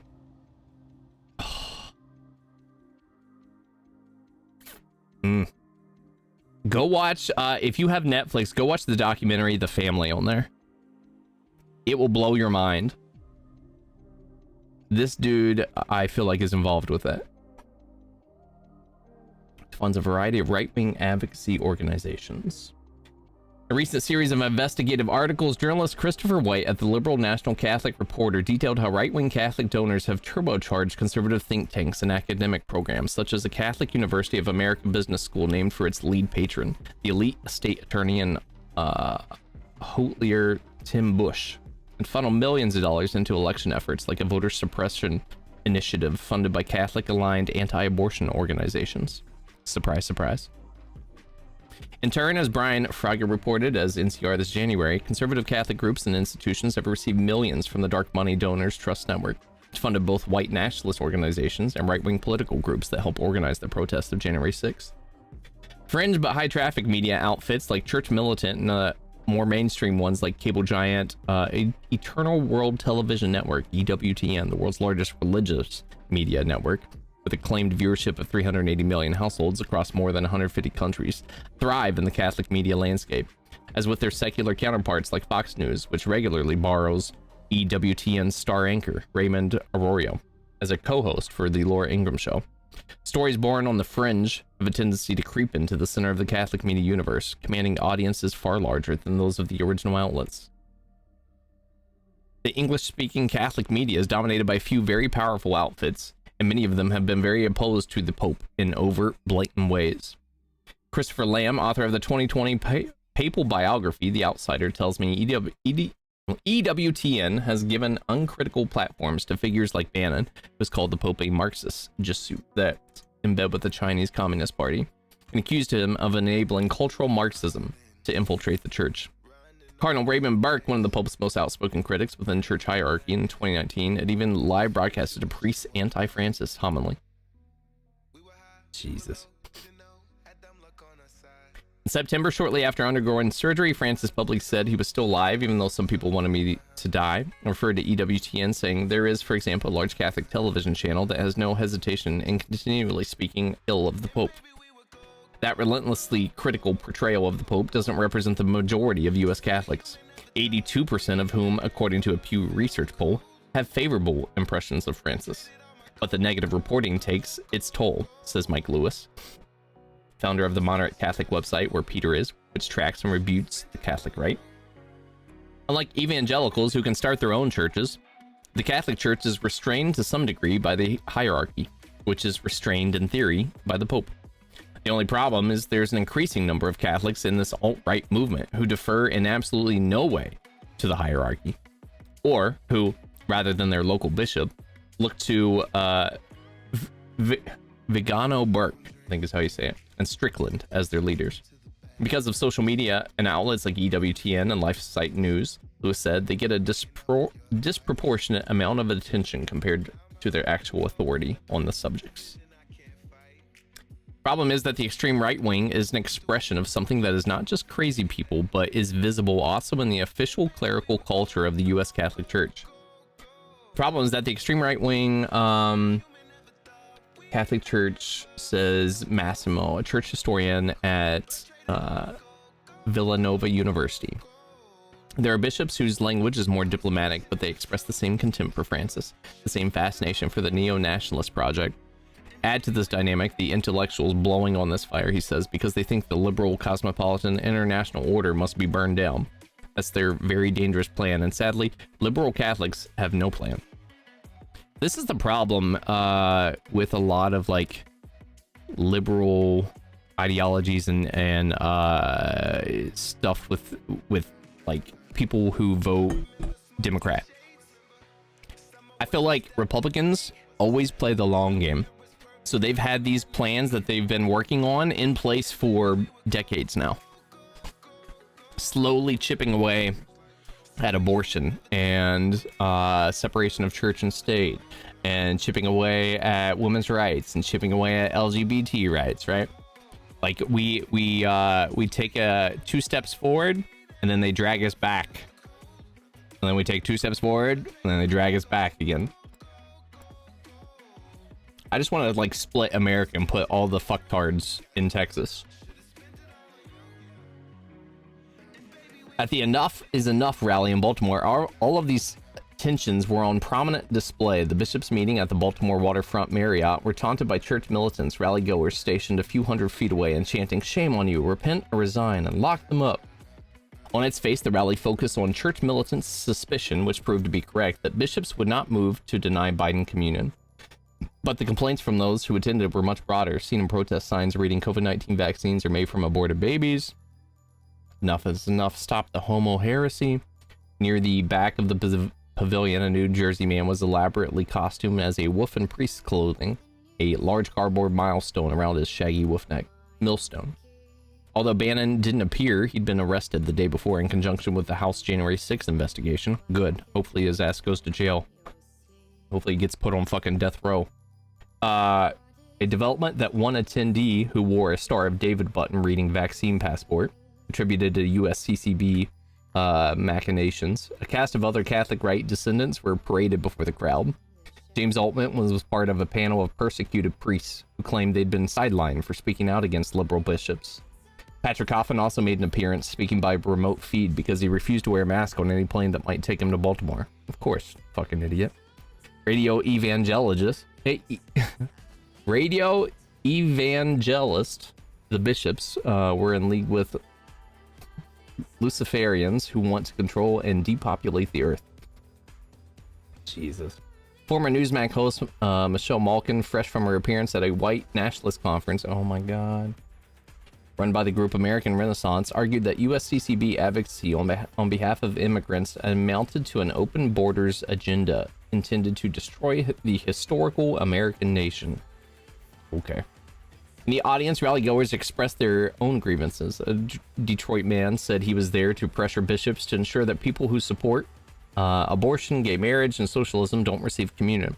An Arizona attendee said his entire family had left Catholicism because lax churches had failed to how do you say that word? Something chides them properly. A Maryland woman with a Star of David button whose business card read "housewife, mother, peasant" told me it's really hard to watch your children going astray because there's no voice, nobody backing you up in your beliefs. The great divide in the church, she said, mirrored the one in the country at large, and she had little hope it would mend soon. It's just feeling like we're falling apart. The world is changing and you all are refusing to change, so you are becoming irrelevant to the fucking greater population. I hope you continue to fall into just being fucking irrelevant. But if a sense of despair hung in the air, church militant wanted to transform it into action. As the rally neared its 6th hour, Joseph Gallagher, the young head of Church Militant's action arm, Resistance, called on attendees to get dirty, fighting at the local level by picketing bishops to reinstate canceled priests, bringing Milo to college campuses to preach about praying the gay away, or counter-protesting at a memorial for George Floyd to highlight the real racial injustice of abortion. Imploring the audience to transcend social media distractions in favor of righteous extremism. Gallagher said, "I don't want to look back and think what more could I have done to not allow this to happen." While church militant may remain the dubious, disreputable stepchild of the broader conservative Catholic world, its influence is indicative of a larger shift. Last year, the National Catholic Reporter ran a story about how a new crop of intensely right-wing priests is dividing Catholic parishes around the country. One older priest was quoted as saying these young priests immersed in right-wing politics and social media, sometimes even willing to tell parishioners who to vote for, which is happening all across this funky country, were following an alternative magisterium they'd found online on websites like Church Militant. Some parishes now face an odd reversal of the post-Vatican II era, as liberal and moderate Catholics are sent searching for a church that reflects their values. Some even compelled to hold ad hoc masses in auto repair garages in the face of a growing hyper-orthodoxy in their former parishes. While U.S. Catholic Church membership has dropped overall by nearly 25% in the last 20 years, and vocations for priests and nuns have fallen as well, church traditionalists crow that their seminaries are receiving more applicants than they can accept, part of a trend that could accelerate the spread of Catholic right ideas. In a shrinking church, the influence of its more committed members will wax, not wane. Conservative Catholic journalist Ross wrote in the right-wing Christian journal First Things last summer, in a smaller, weaker church, the influence of ideas that seem weird to the average Catholic today are likely to be magnified as the church becomes more an institution by, for, and of the weirdos. True. True. As night fell in Baltimore, the landmark neon sign of the Domino Sugar Refinery flicked on, and the final event of the day began, a mock trial of the bishops meeting next door. They were collectively charged with committing 7 grave offenses, including destroying the patrimony of Holy Mother Church. As the dwindling crowd roared its verdict at each charge, the voice exhorted them. "This is for keeps. You should leave this rally intent to make the remainder of your life's work the purification of the church. Regardless of what it costs you, regardless of what time you have to spend, it is your duty to combat that evil and to combat it with your last breath if necessary." Then he invited them to cross the bridge from the pier to the Marriott Hotel so they might remind the priests meeting there how hot hellfire actually is. Whoo!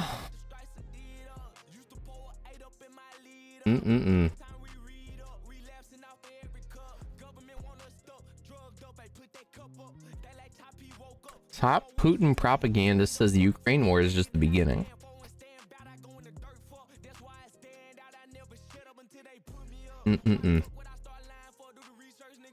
Shit's wild. Secrets of Leonardo Leo, man behind Trump's Supreme Court pick.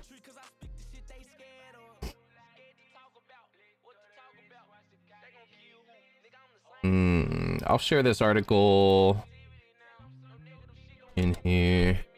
There's a link to that article. I'm gonna save that to read later.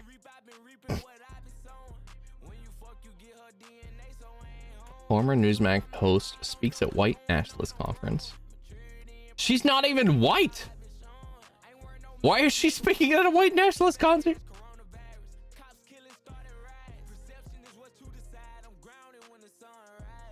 Bro, I'm so confused.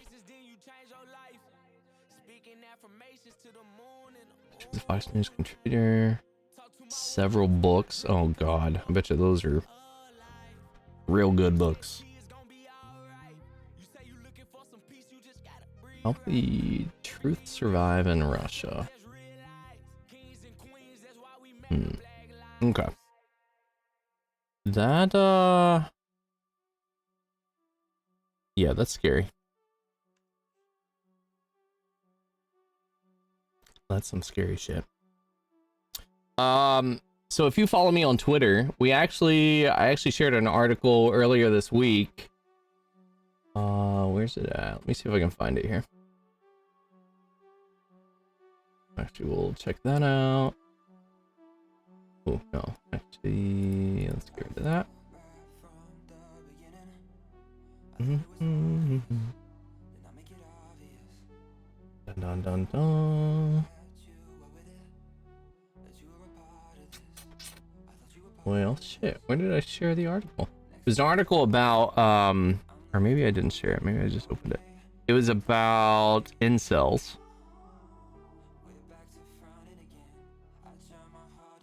God damn.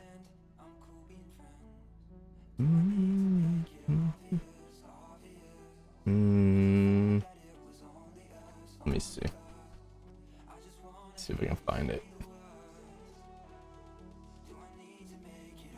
My shit gonna freeze. Stop.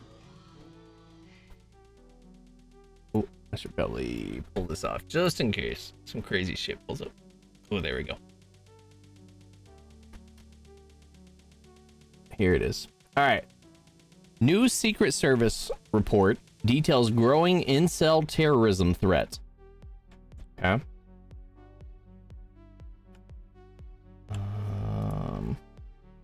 Federal government on Tuesday released a study on the growing terrorism threat from men who call themselves anti-feminists or involuntary celibates and draw motivation for violence from their inability to develop relationships with women. This is true. This is all true. Since 2014, attacks inspired by the incel movement and spanning the US and Canada have left dozens dead. Early intervention and behavioral threat assessments could be the difference between life and death for women targeted by the growing ideology, according to the 26-page report. The report concluded that while there is no one profile of an individual who plans or executes an act of targeted violence, investigators must consider potential targets who, when seeking to thwart attacks, as suspects routinely explore multiple targets during the planning process before making their final selection. I don't think I can even add that as my stream title, can I? Got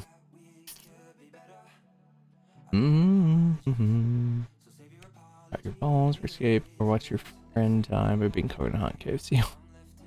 Welcome to my TED Talk. It's a good TED Talk. Thank you for that TED Talk.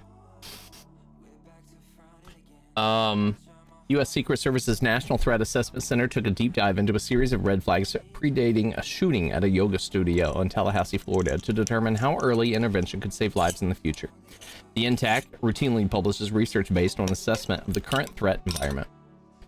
In the case of 40-year-old gunman Scott Paul, there were countless warning signs. The man who opened fire inside hot yoga, killing 2 women and injuring 4 more before committing suicide, had previously been fired from multiple teaching jobs, barred from bars and apartment buildings, and authored a 70,000-word revenge fantasy about a boy turned serial killer, according to the report.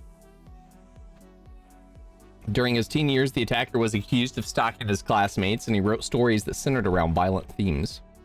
One of those stories was 81 pages long and involved the protagonist murdering several girls before committing suicide.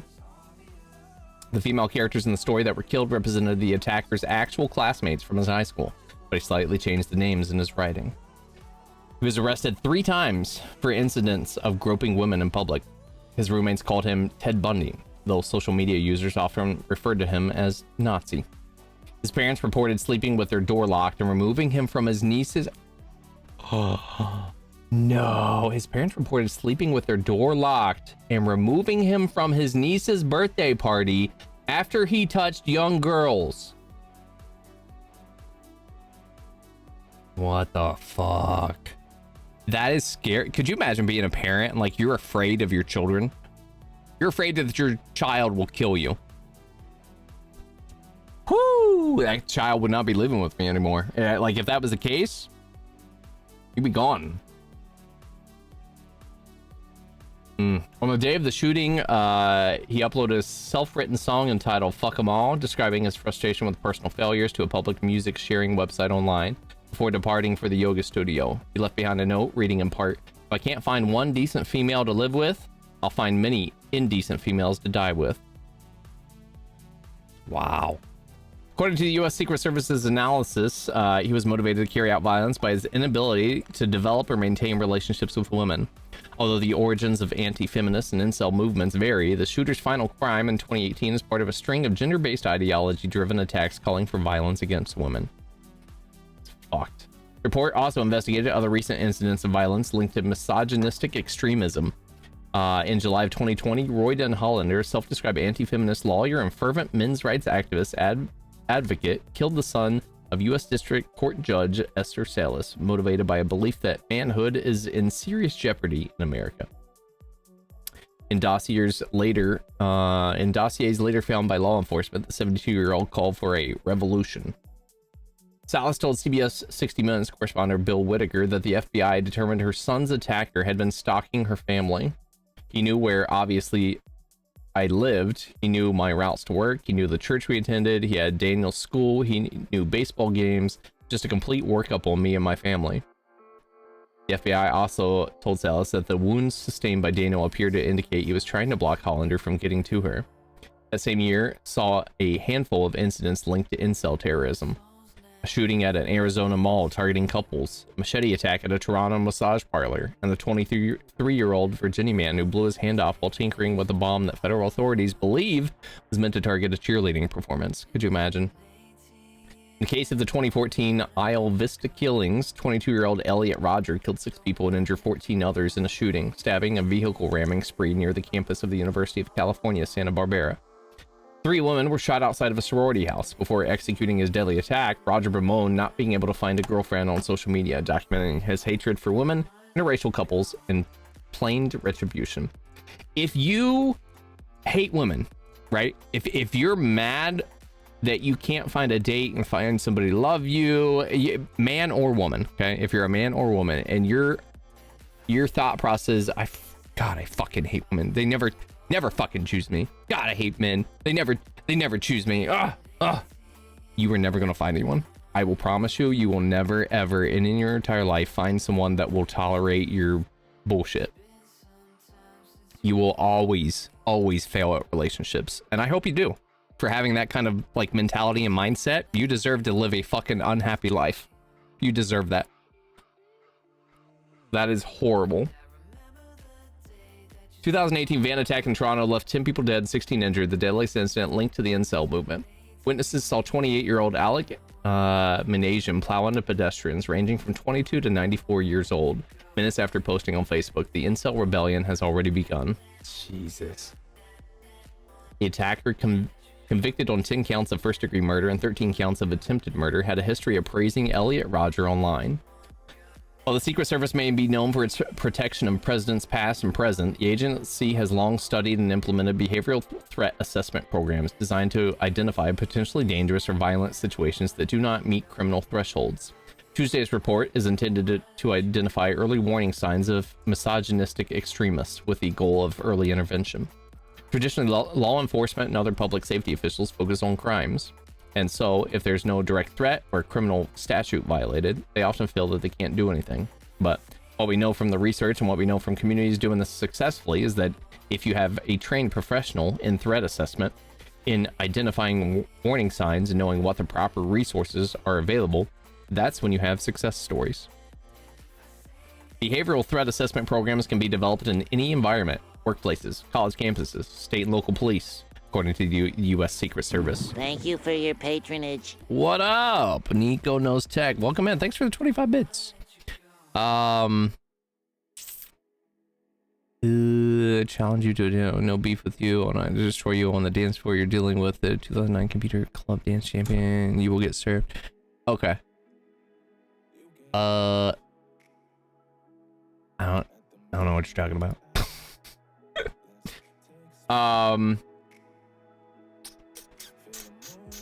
Recent success stories include comprehensive initiatives developed out of the North Carolina State Bureau of Investigation and Pinellas County, Florida. It's a growing field. There's more work to be done, but there are success stories in their programs. That is scary. That's scary that fucking incels are creating, like, they've created their own quote unquote movement to get revenge on women that never pick them or date them or fuck them. That's a whew. What the fuck? Hydrate, thanks for that, Kit. All right, we're gonna read some sex stuff. Y'all ready for some sex stuff? Science-based guide to women's orgasms and pleasure. All right, here, I'm gonna change that to my stream title. I bet you that'll get some attention, right? If it'll let me add it as a stream title. Oh, it did. Okay. Oh yeah. Let's go. Herschel Walker, get the fuck off my screen, you moron. Yeah, movement, right? Like that's so embarrassing for them. Like, could you imagine, instead of I can guarantee you the people that are quote unquote incels, they refuse to do any personal work on themselves and reflect on themselves to be like, wow, I'm a piece of shit. Wow, I'm a fucking horrible human being. Wow, I'm not interesting. I'm not funny. I'm not good in bed. I'm not attractive. Like, okay. What are you doing to fix those things? What are you doing to change? I just don't understand how you can sit there and be like, wow, nobody ever wants to date me. Nobody loves me. Nobody likes me. Because of that, I fucking hate women. Fucking hate them. Oh. That'll get me a date. That'll help me. That'll help me get laid for sure. Having that mentality, definitely. How do I say your name? Kovu, welcome in, handsome dude. I appreciate you. Welcome in, first time chatter. All right, we about to read some sex stuff. We're off the religion talk and the incel talk now. Okay. This article is a science-based guide to women's orgasms and pleasure. This is from Astroglide here. Sex positive leaders, you ought to know. I want to see that. Sex positivity, what it means, why it's. Ooh, I want to read that. HPV, we should probably read that. How to enjoy Valentine's Day. Blah, blah, blah. Okay. On average, women have They less. say money can't buy happiness. So get the fucking smile on my face. Queen. Well, this is Sub Next Door, right? Queen of Hearts 1031. That's Sub Next Door. She's gonna be joining us on Collected Thoughts, St. Patrick's Day, Truth or Drink Extra Dirty Edition on Thursday, starting at 6:30. You all should definitely be there, and if you want to join us, feel free. Thank you for those 1,000 biddies too, by the way. That's a fucking lot of biddies. I appreciate you. I'm gonna try to teach these people about women's orgasms and pleasure. Okay. You ready? Me too. Me too. I should go upstairs and get the game, but I don't want to read the cards ahead of time. I want them to be a surprise for you all. Some of them are pretty deep. Giggity. Kit Kat guys like that are never taught how to deal with their feelings or take responsibility for anything. Exactly. Kit Kat, yeah. I like honestly they are a product of their environment, right? I'm down for getting fucked up and drinking. So Thursday it will be a stream with at least probably 10 people. I'm guessing closer to like 15 to 20. It's going to be a shit show. You have to dress up for St. Patrick's Day, okay? You have to wear green. Some kind of green. Take my money. Jessica Bear Jessica gifted a tier 1 sub to Koaja Bear. Thank you for the tier 1 sub, girl. I appreciate you. I love the fucking subs and bits and stuff. So for those of you that don't know, this year we're doing a lot of like meetups and traveling and that kind of stuff. I'm going to Brazil here in like a month. So I'm saving up as much money as I can for that trip. I already bought the tickets for it. After that, going to Chicago, Kit Kat, one of my mods. She's celebrating her birthday in Chicago. So going up there with some friends. And then what else we got? We got Washington, D.C. possibly in July. TwitchCon in October, the Halloween party in October, camping in June. Like, I need to make some money. So I've been doing some Instacart and Shipped and Amazon Flex, DoorDash, that kind of stuff in my spare time, trying to get some like fun money saved up, just so I don't put myself in further debt. Queen, my costume just came in. I'm coming as a Guinness girl. There you go. That's perfect. That's perfect. I'm gonna wear, so actually I like this green shirt. It works pretty well, but I have a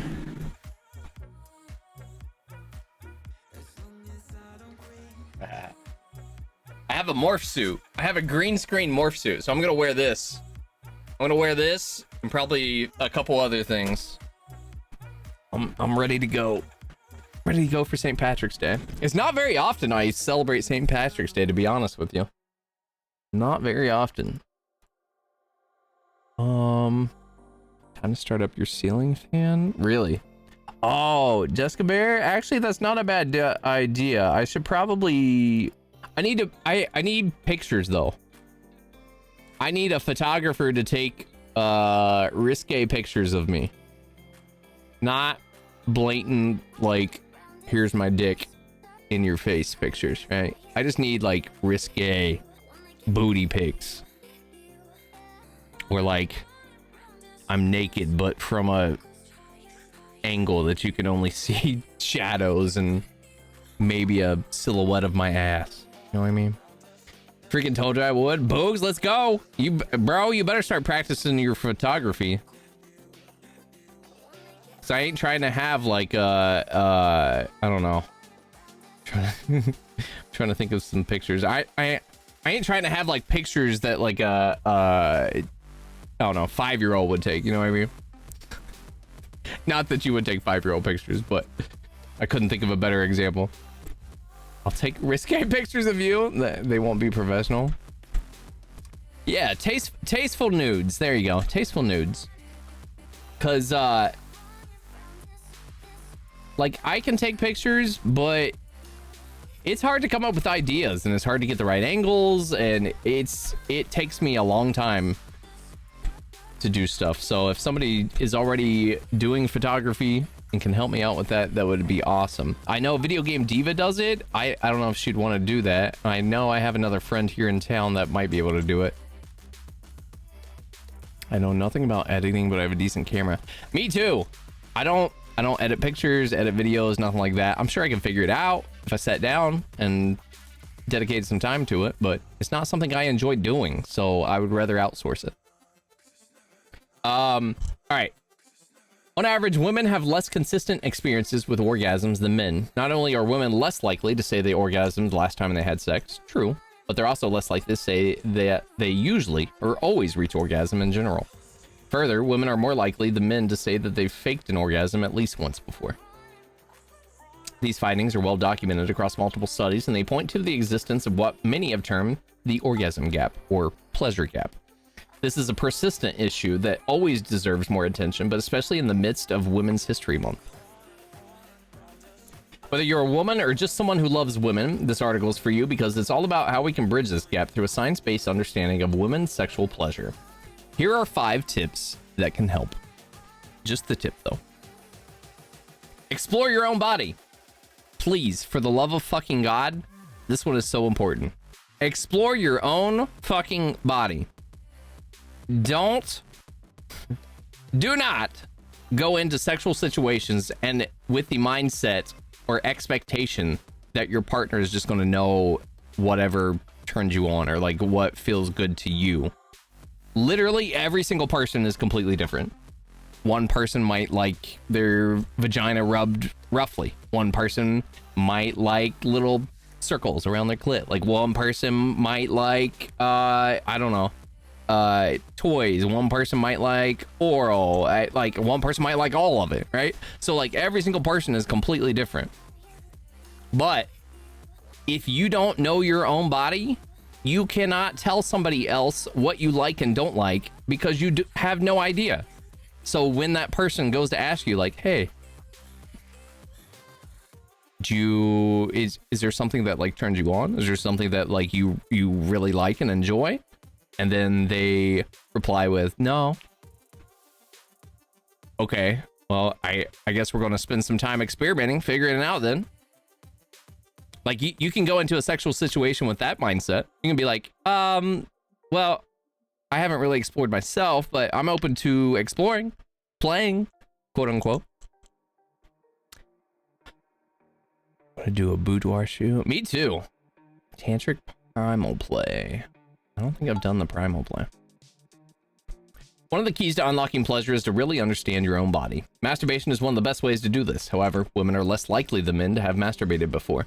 So a good starting point is to spend some time alone exploring your body and literally getting in touch with yourself, quote unquote. Touch yourself in different ways and in different areas. Consider getting some sex toys to explore and experiment with different sensations. The old saying, you don't know what you like until you try it, holds true when it comes to sexual pleasure.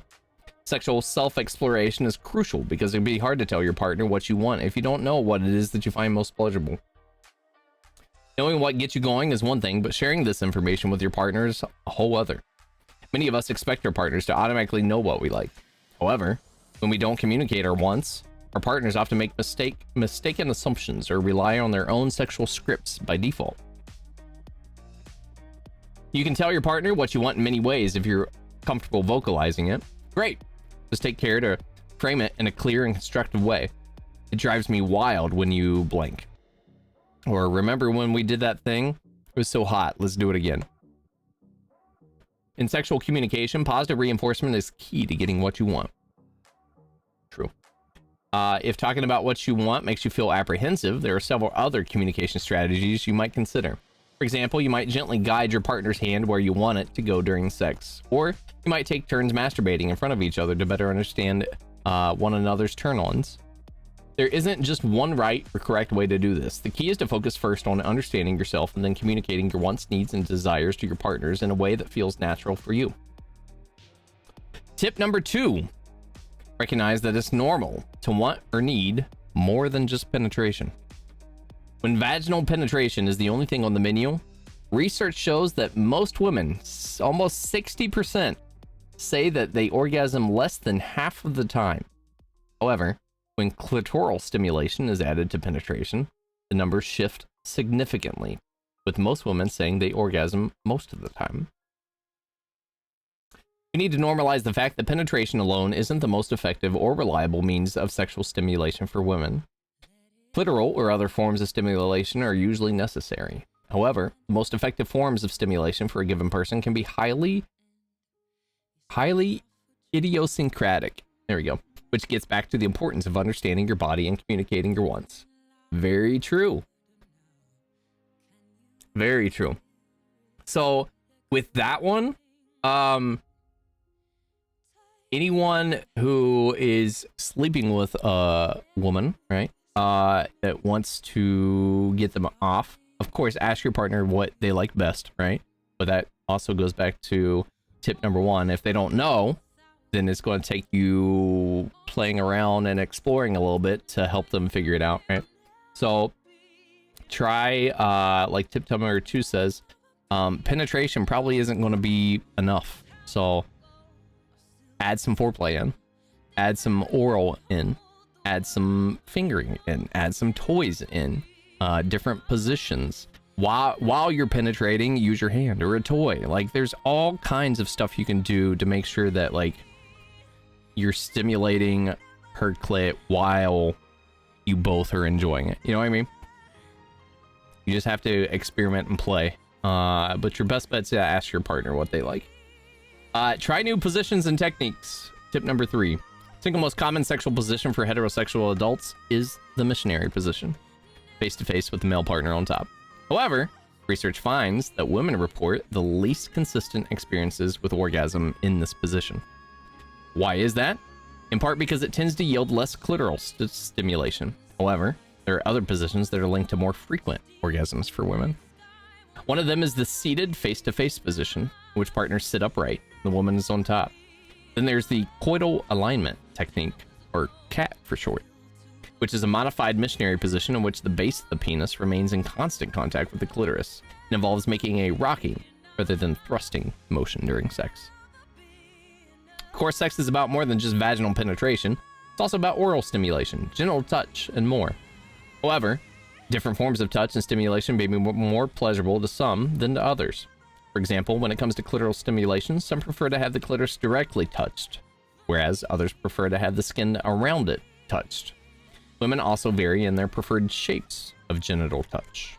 While up and down, circular, and side to side are the most preferred shapes reported in survey studies, others may prefer shapes that evoke very different sensations and or offer variable amounts of pleasure. Joey! Thank you for the Prime Gaming sub, dude.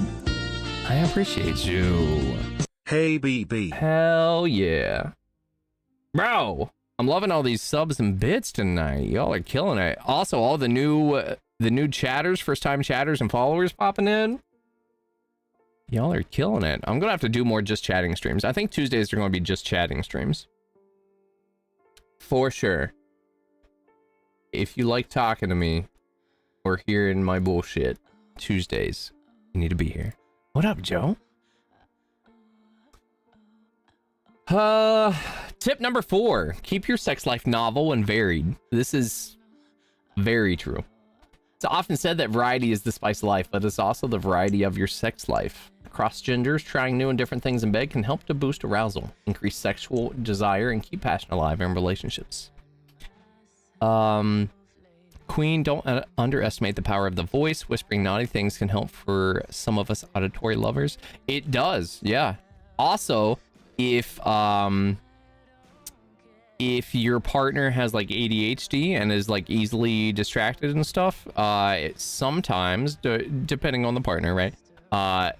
That helps get them and keep them in the right mindset, right? So don't be afraid to practice talking dirty a little bit. What the hell just happened to my message? They were typing backwards? I don't know, bro. I don't know. I absolutely hate talking to you. That's rude. Well, you're gonna have to get used to it because we're riding in a car together and then staying in a hotel together. So you're stuck. While almost all of us seem to be drawn to having new and novel sexual experiences, novelty does appear to be particularly important for women's orgasms and pleasure. For example, research finds that the more activities that take place during a given sexual event, the greater women's odds of having an orgasm. Ooh, all right. So we're about to change it every 2 minutes. Let's go. Change of positions every 2 minutes. Some research also suggests that monogamy may be harder on women's sex drive than it is on men's, in part due to women becoming bored with sexual routines more easily than men.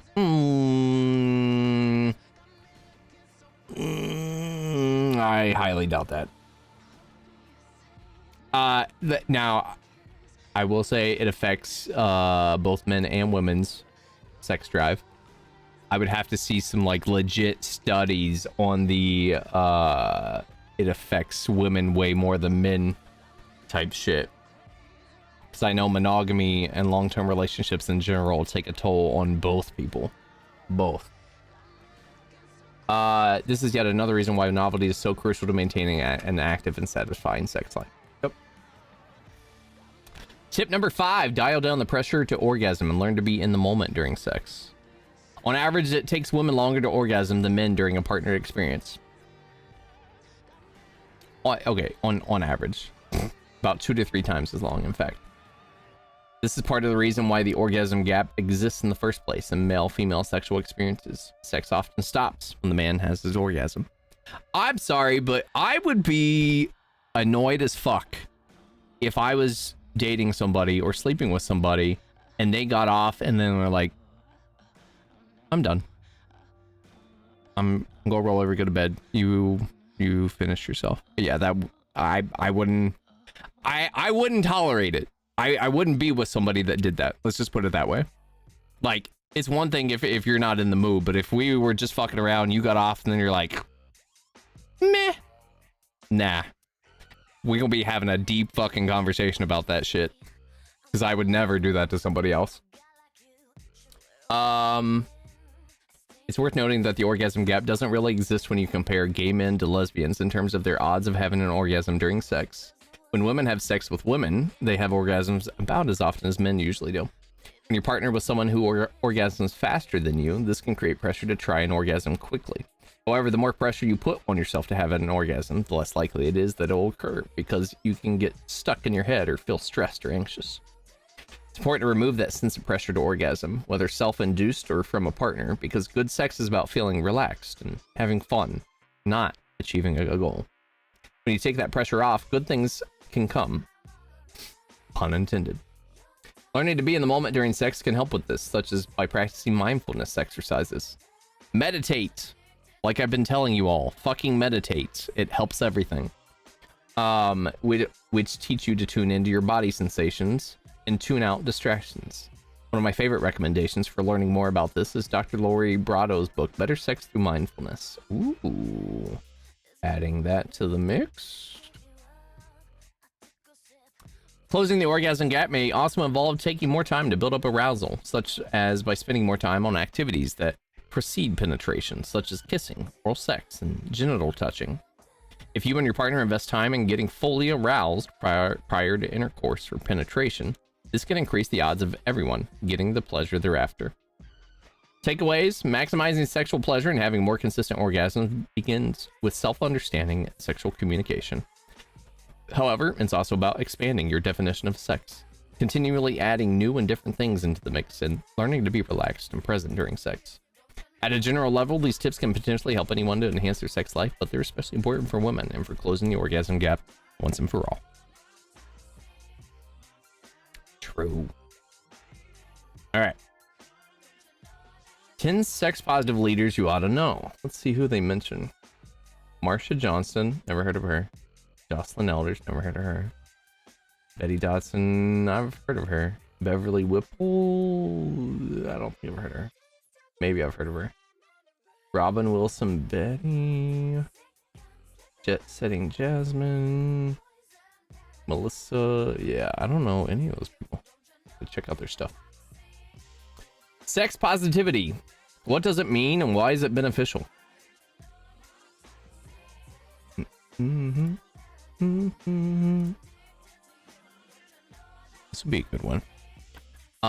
Term sex positive gets thrown around a lot these days, but what does it really mean? In this article, we'll explore everything from the origins of the sex positive movement to why people should consider accepting sex positivity in their lives and the best ways to implement a sex positive outlook. What's the meaning of sex positivity? In the wake of the ever-growing sex positive movement, it's important to take a step back and consider the meaning of sex positive. At its core, sex positivity is all about promoting an open, tolerant, or progressive attitude towards sex and sexuality. For most, that means adopting an open mind about sex and the many roles it plays in our society, especially as it appears through different genders and sexual identities. What's the history of the sex positivity movement?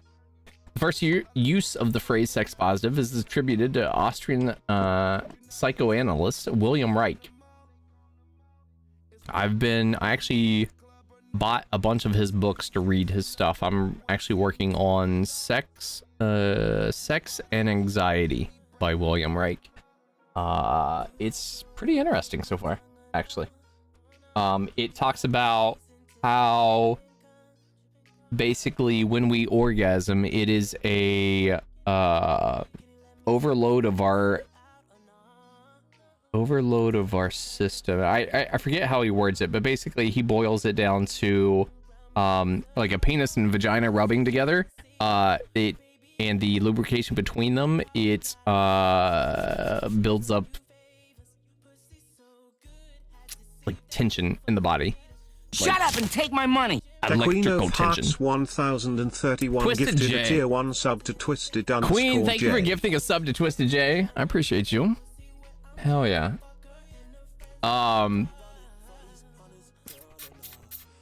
William Reich worked mostly in the 1920s and 30s. Reich came up under Sigmund Freud and held the belief that sexuality, which for centuries was the source of shame, had the power to heal. He was among the first to publicly say that sexual pleasure and orgasms were beneficial, if not necessary, for humans.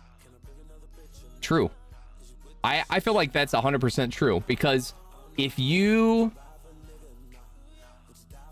I don't know. I feel like the statistical average of somebody having like severe fucking mental health issues and them also not having a very active sex life throughout their life, I don't know if there's any studies that correlate those two. Queen of Hearts, you might know, but I would be curious to see and read something like that, because I bet you there is a correlation between the two. In the 1960s and 70s, this movement reached the US en masse, and the public began to experience the rise of sexual liberation, a socio-political movement intertwined with the hippie ethos of free love, not unlike what Reich was pushing in the 1930s. This particular movement was about removing guilt and judgment as they relate to sexual needs and sexual desires.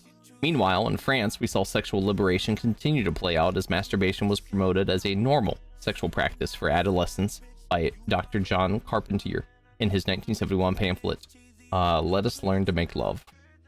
Since then, the sex positive movement has continued to develop and grow into the version we see today, pushed into the cultural zeitgeist through the far and easy reaches of social media, which gave individuals and creators the platforms they needed to discuss topics like sex work, comprehensive sex education, and safe sex and consent. These days, anyone can go online and learn all about how to have a fulfilling and comfortable sex life. I get moody without orgasms. I do too. Always had mental health issues, and orgasms definitely help. Sex is the only thing that kind of calms me down. It is very much so, though, the ability to write helps to take some of the pressure of being ourselves and lets our minds open to possibilities more freely. I've only got off to toys. Which that reminds me, I want to touch on like a masturbating thing real quick. Since they just mentioned masturbation, right? This isn't well known, but I think it's becoming more well known because it was kind of taboo to talk about there for a while. You would get like canceled for saying this, but with masturbation, you can train yourself to only get off one way, or to make it very difficult to get off any other way.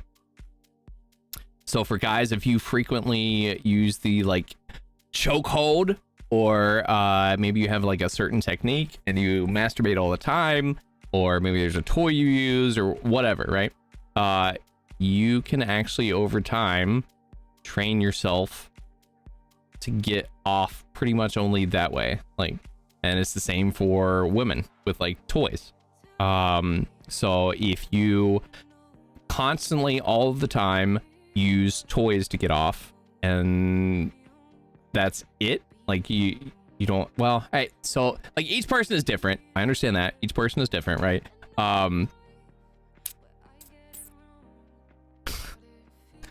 If you use a toy too much, it can get to the point where you start relying on that toy to get you off. So this is true for guys and girls. If you masturbate, change it up occasionally.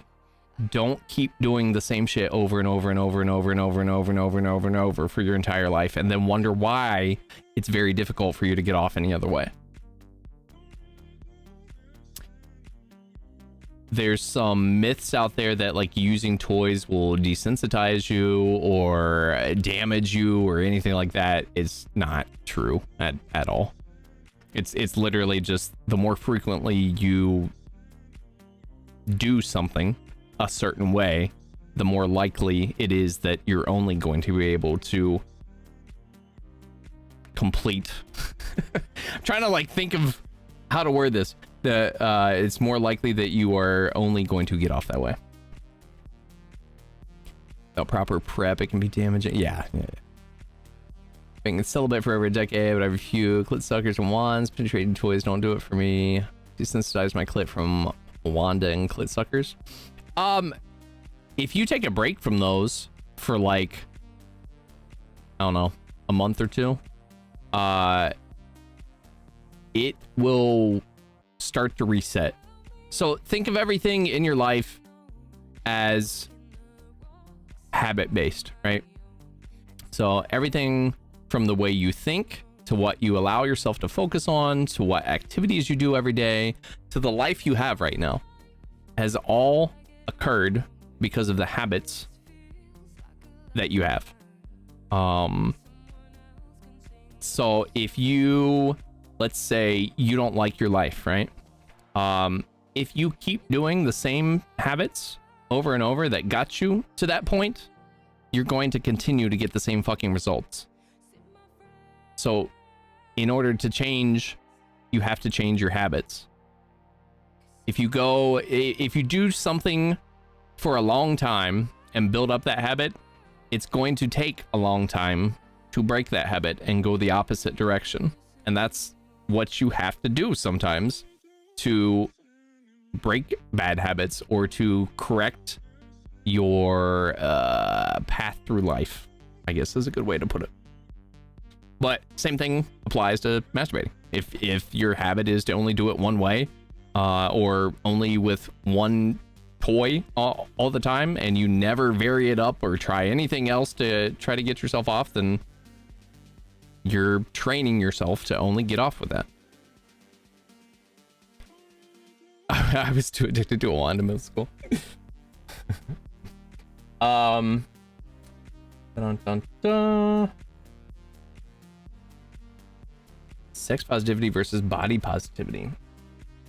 Well, there's definitely some overlap. There are distinctions between these two ideas. Body positivity is all about loving your body regardless of how society or popular culture portrays perfect bodies. Having a good relationship and appreciation for your own body will help you become a more sexually positive person. After all, understanding the roles that sexual diversity and sexual identity play in the sex positive movement will come much easier if you're able to comfortably let your body be explored, whether by yourself or with a partner. What is sex positive feminism? Sex positive feminism, which is sometimes referred to as pro-sex feminism, sex radical feminism, or sexually liberal feminism, is a movement that began in the early 1980s to address rising anti-pornographic sentiments and other sects of feminism.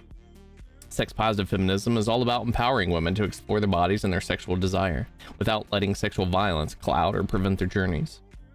There are three core themes that play into sex positive feminism: autonomy, consent, and gender. In this context, autonomy is all about being able to dictate the choices you make for yourself, particularly as they relate to sexual intercourse. Consent ties closely into autonomy. It's all about making sure everyone's on board, regardless if it's multiple sexual partners or demisexuality. Mary Molly, thank you for the tier 1 sub, girl. Hell yeah. Dude. Hi. What's up? How are you? Consent ties closely into autonomy. It's all about making sure everyone's on board, regardless of if it's multiple sexual partners or demisexuality. With gender, it's about holding all genders on an equal footing and treating desire equally and fairly. What about sex positive parenting?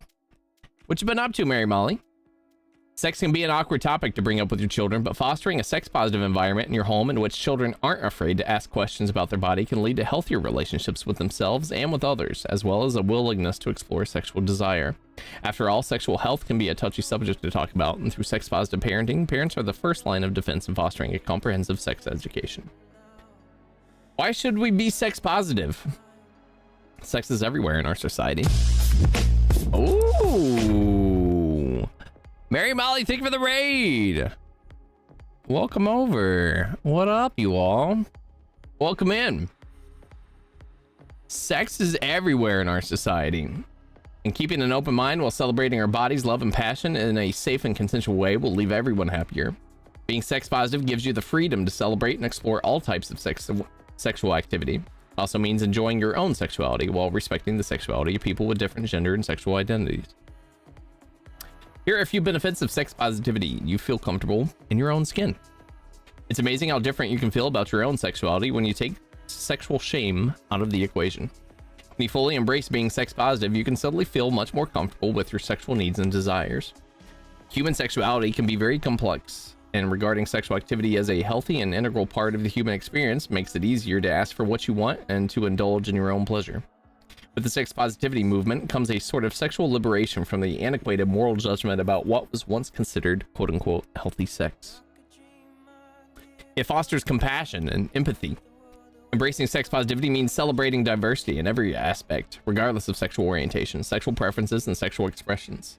To truly be sex positive means accepting every type of sex, and that means taking the time to understand and respect the different ways sex can play out. Just because the sex two or more consenting adults have doesn't match society's expectations of what sex should look like. That doesn't mean it's any less special.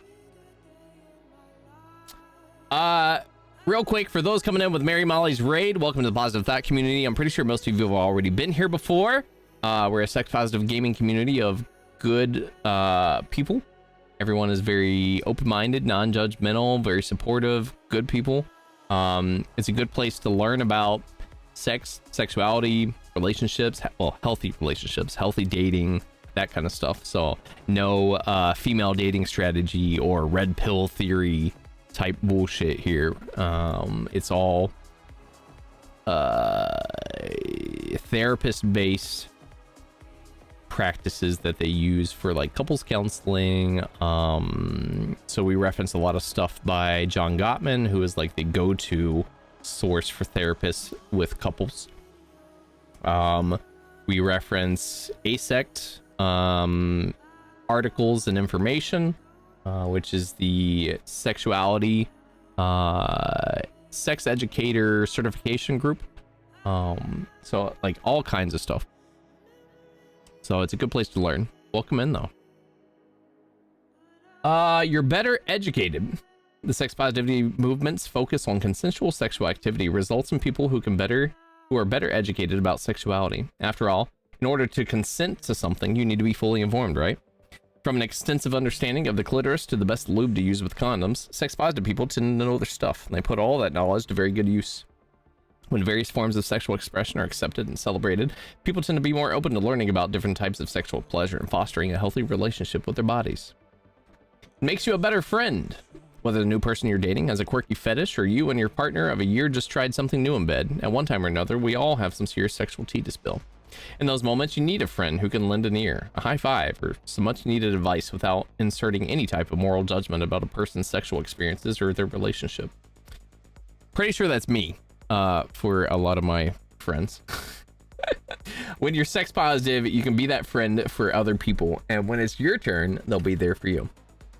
One thing I love about like being sex positive on social media and stuff is people will just be blunt and ask me my advice on whatever, or like let's say they're having an issue.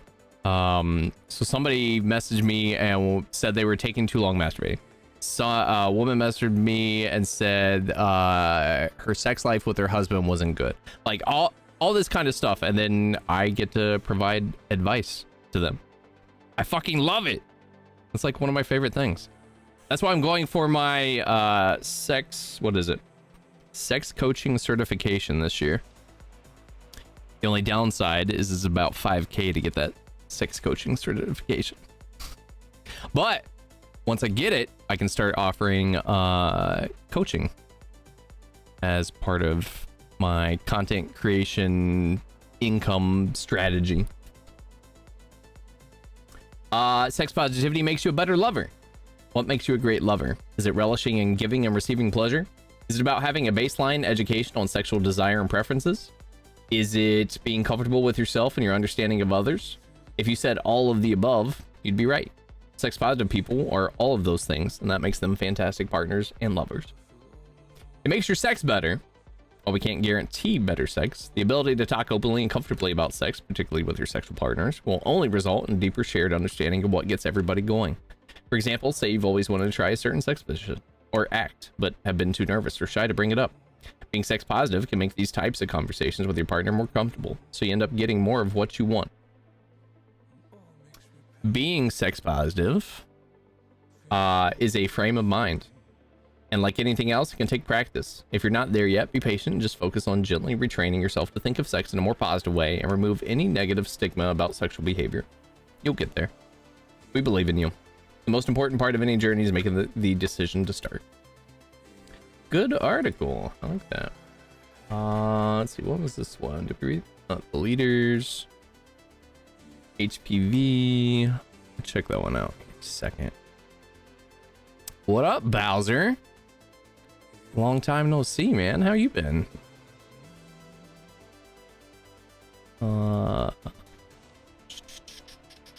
Kit Kat, thanks for putting those links in chat. I appreciate you.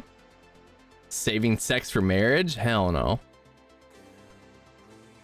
Sex needs to be enjoyed anytime you can. Life is too short to live unhappily.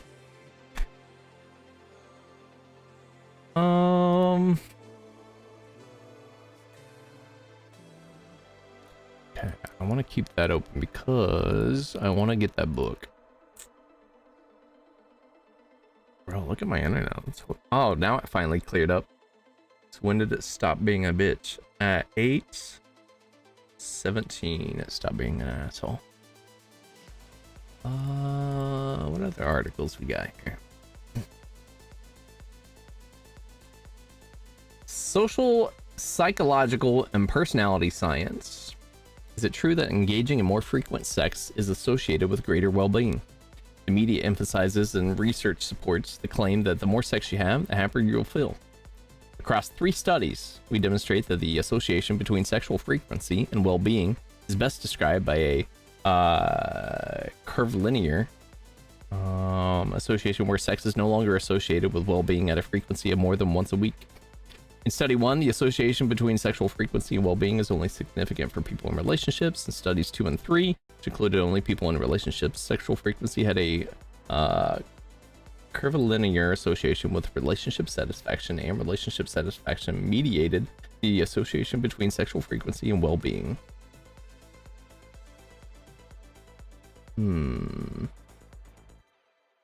Interesting.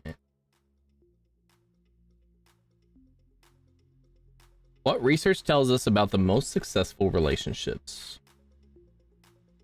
What does it tell us about the most successful relationships? Let's find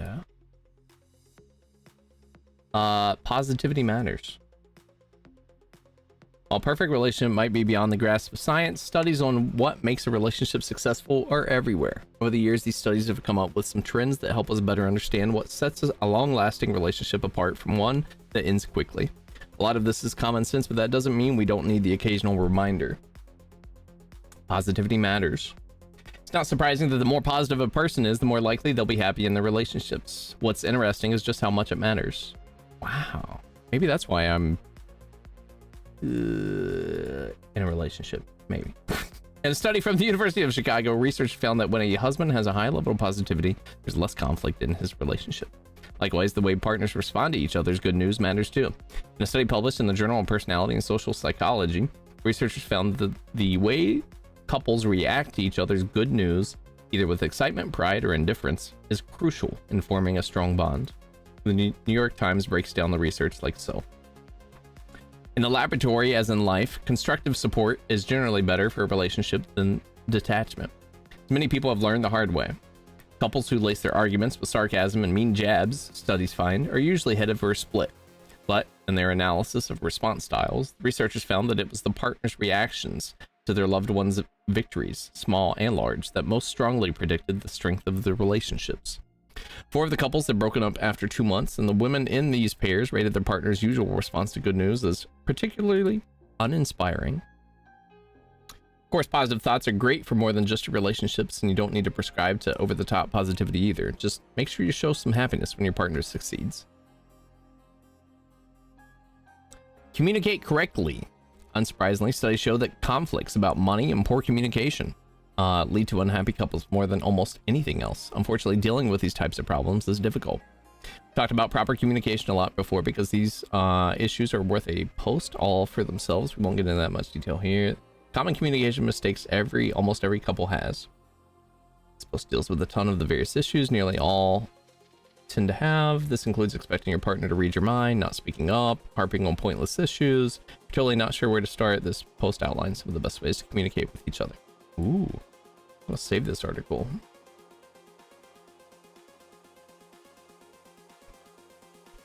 I'll save that. All right. Learn to argue better. The purpose of any argument should be a solution, not just a time to yell about everything. This post helps you get to that point quickly.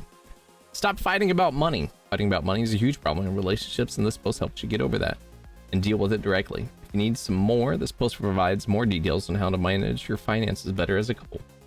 Here's a link to that article, the article I'm reading right now, which also has links to all the other articles that I'm reading. Good communication takes effort. It's hard, it doesn't always go smoothly, but when you let small things fester and don't communicate, problems arise. Studies show that it's usually money that causes this rift, but every relationship has its own set of issues that need to get worked through. Maintain strong friendships outside your relationship. This is super fucking important. So those of you who are in relationships and you're like, nah, you're not hanging out with that friend. No, you can't have that friend. No, you can't hang out with that person. Yeah, you're setting your relationship up for failure. Promise. Let's watch this video though. What is this? Shotgun? The fuck fuck is this? Is this a fucking ad? They put an ad in here? Maybe if you forget. What's the shot back on? What the fuck? What is this video? Maintain strong friendships outside your relationship. That video has no bearing on this fucking article. When you're in a relationship, it's often pretty easy to rely on each other for everything. That's great, but it's important to maintain friendships outside of that. Various surveys show that happy couples maintain friendships and hobbies outside the fucking relationship. You don't want to spend all your time with one person. You want other people to talk with, so you don't rely on your partner for everything. Author Tara Parker Pope puts it well in her book For Better. Dr. Kuntz thinks all this togetherness is not necessarily good for couples. The way to strengthen a marriage, she argues, is to put fewer emotional demands on spouses. This doesn't mean losing emotional intimacy with your husband or wife. It just means that married couples have a lot to gain by fostering their relationships with family members and friends. The happiest couples, she says, are those who have interests and support beyond the twosome. Of course, making and maintaining friends is hard work, but make the effort to keep those relationships strong if you want your romantic relationship to last. Try new things constantly and often. Just like in most aspects of life, we tend to get stuck in our habits with relationships. When that happens, things start to get a bit boring. Studies show that couples who try new things on a regular basis have happier relationships. So there have been studies that show if you want to connect with somebody, or even like reconnect with somebody, doing new things together and experiencing new things together helps that a shit ton. A ton. I would have, maybe it covers it in this article, but I know there are other articles out there that cover it. The novelty of the new is all you need, but the New York Times has some suggestions. In one set of experiments, some couples are assigned a mundane task that involves simply walking back and forth across a room. What up, New Jack? Other couples, however, take part of a more challenging exercise. Their wrists and ankles are bound together as they crawl back and forth, pushing a ball. Before and after the exercise, the couples were asked things like, how bored are you with your current relationship? Couples who took part in the more challenging and novel activity showed bigger increases in love and satisfaction scores, while couples performing the mundane task showed no meaningful changes. This also means just having fun together. So research from the University of Denver shows that couples who make time for fun activities tend to stay together longer. The more you invest in fun and friendship and being there for your partner, the happier the relationship will get over time. This is Howard Markman, a psychologist who co-directs the university's Center for Marital and Family Studies. Correlation between fun and marital happiness is high and significant. Those new experiences also have a positive effect on your perception of time and tend to help you deal with unexpected changes. Sex is important. As you'd expect, a number of studies show that couples who have sex at least 2 to 3 times a week are happier with the relationship. Put bluntly, regardless of the age, the more sex you have, the higher level of relationship satisfaction. The New York Times has a few suggestions for finding the time. The real issue here, I think, is that couples are not finding enough time for sex, said Dr. Smith. I don't think you can keep forcing more and more activities in people's lives and still expect them to take the time it takes to have sex, let alone good quality sex. Anthony Lyons, a study co-author and research fellow at La Trobe, said the main lesson from the study is that couples need to learn how to communicate about their sexual needs or their reasons for not wanting sex. Couples need to talk about the frequency of sex, Dr. Anthony said in an email. Talking openly about sex and finding a middle ground with regard to frequency appears to be very important for overall sexual and relationship satisfaction. Might seem silly to do something like scheduling time for intimacy, but it's important to open up the dialogue about your sex life, to dedicate some time to just be with each other. Love it. Don't be a selfish jerk, obviously. For every large study about big idea issues like sex positivity and whatever else, there's a lot of research in the minutia of what makes relationships successful. To sum it up, the bulk of this research is pretty simple.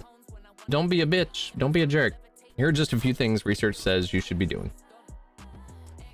Contribute to household chores. A small-scale study, UCLA researchers tracked the lives of several relationships over the course of 4 years. Ooh, Sassy closed all her rings. Good job, Sassy. So when your significant other makes the suggestion that you do the dishes now and again, just do it. Quit gaming your life away. Playing video games is great, and even excessive gaming doesn't have a negative effect on relationships. However, one survey conducted by researchers at Brigham Young found that when gaming upsets routines in a relationship, it can cause problems. That means one person is staying up late playing, missing social activities, or whatever else. We're guessing gaming isn't the culprit here, though, and the lesson is more that any hobby that consistently upsets your routine is going to cause problems. True. True. Quit hashing out problems over text messages. You're in a relationship, technology has a knack for disrupting them. But one study pinpointed that couples who deal with fights over text have a lower relationship quality. This means couples who use text messages to apologize or work out differences instead of having face-to-face conversations tended to report unhappiness. That said, positive texts like the occasional "I love you" are still great.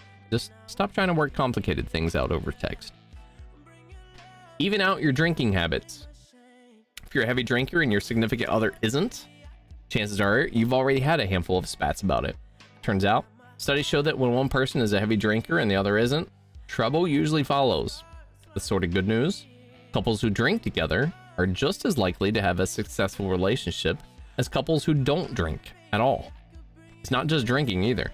Another study suggests that dissimilarities between spouses about eating and smoking cause similar problems as well. We're skipping over some studies that, while food for thought, are difficult to do anything about. For example, some studies have shown that children make a couple less happy.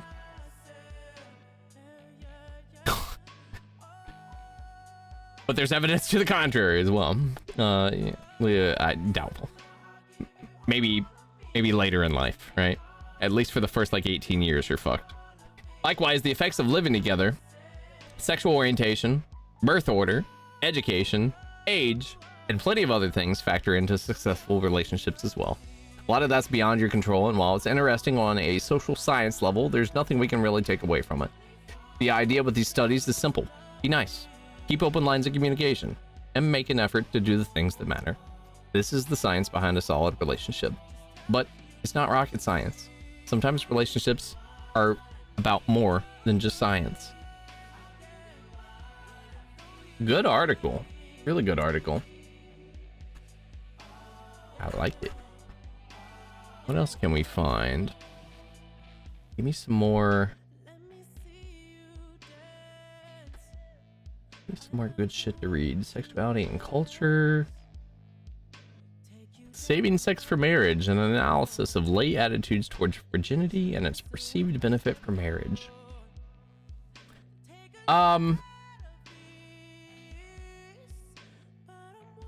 So, without even reading this, I can already tell you what it's probably about, right? So, usually if the person is a virgin and has not experienced sex before, right? And then they get into a relationship, they save sex for marriage, and then they finally have sex for the first time in marriage, they don't know any better. They think whatever they're experiencing is sex. Like, that's just how it is. So whether it's bad and they're not enjoying it, or it's painful, or the other person is, I don't know, abusive, whatever, that person thinks that whatever they're experiencing is normal. So they just go with it. They're like, it's just being married. Being married is hard. Being in a relationship is hard. Having a good sex life is hard. So I can see how somebody being a virgin and waiting till marriage could mean that you stay in that relationship or marriage forever, or at least longer than a normal relationship, right? But you're also, I don't know.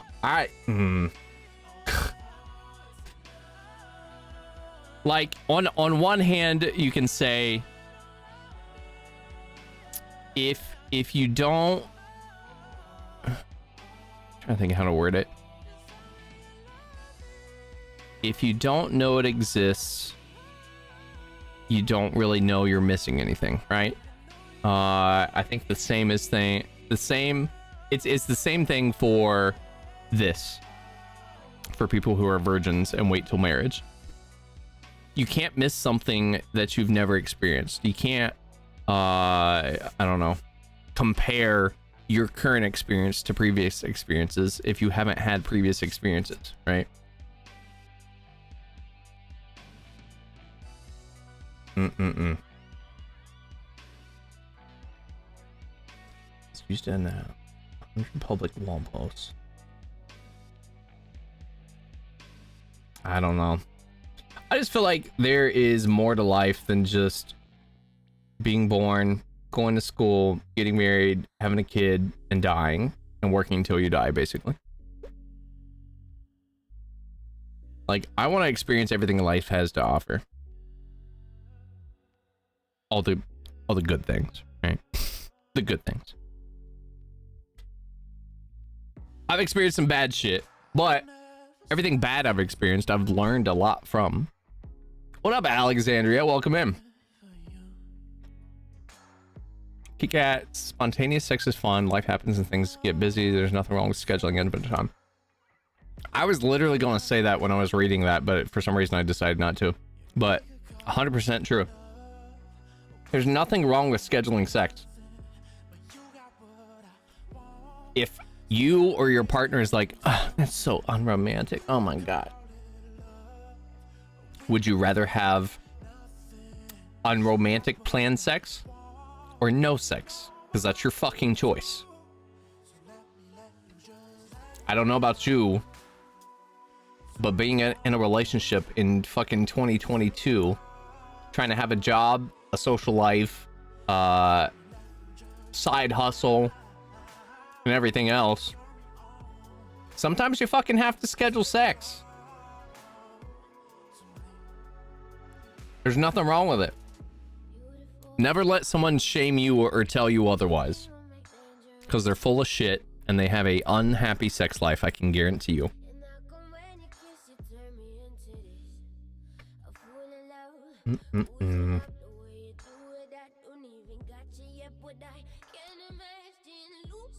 Dick appointment. Hello. Make yourself a dick appointment today. Exactly.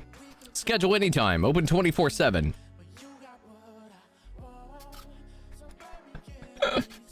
You want it? I got it. Masturbatory behavior and body image. Study among Brazilian women.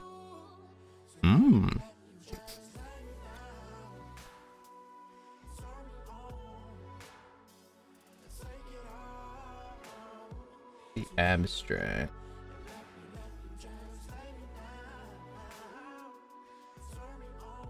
Okay. Masturbation is a variant of sexual expression and has no known causal relation with sexual disorders. Literature is still scarce in studies addressing particularities of female masturbation and its associations. The aim of this study was to investigate female masturbation in a Brazilian sample. The objectives were also analyzing the associations and correlations between masturbation and different variables, including body image. A total of 2,400 Brazilian women, around 27 years old, answered a 70-item online survey based on literature review standardized questionnaires, female sexual quotient, body image guilt and shame scale, Brazilian version, and body appreciation scale, and questions from previous studies on female masturbation. Most prevalent masturbation frequency reported was 2 or 3 times a week, and reduced stress was a common motivation to engage in masturbation. There was a positive correlation between masturbation frequency and sexual satisfaction. It was observed that higher masturbation frequency was correlated with lower body shame and lower body guilt. Moreover, body appreciation was positively correlated with masturbation frequency. It is important noting that the present correlations were weak and do not imply a necessary cause-effect link. Masturbation has been demonstrated to be an important component of female libido, not simply a sexual partner substitute. It's very true. Usually when women masturbate, they want to fuck more. Science. Let's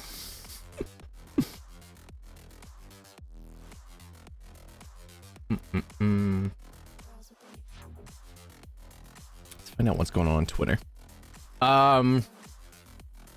Fuck Kim K, what an idiot when she said that shit. Show you women. Aren't you trying to go to Brazil? I am. That's why I opened that article. I was like, ooh, a sex study on Brazilians? Fuck yeah, let's go. Ah, that's my phone number. What's the difference between body shame and body guilt? Ooh, that's a good question. That's a very good question. Should we look it up? Let's look it up. What is the difference between body shame and body guilt?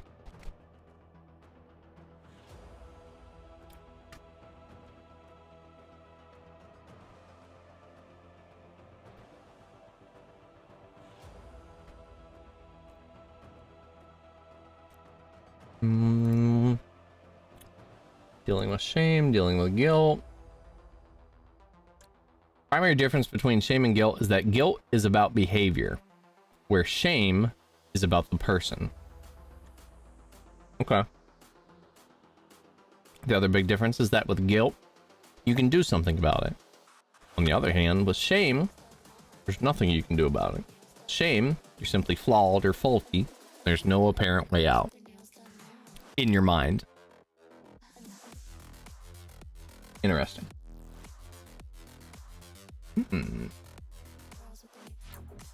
Alexandria, what are you doing on Thursday? You joining us?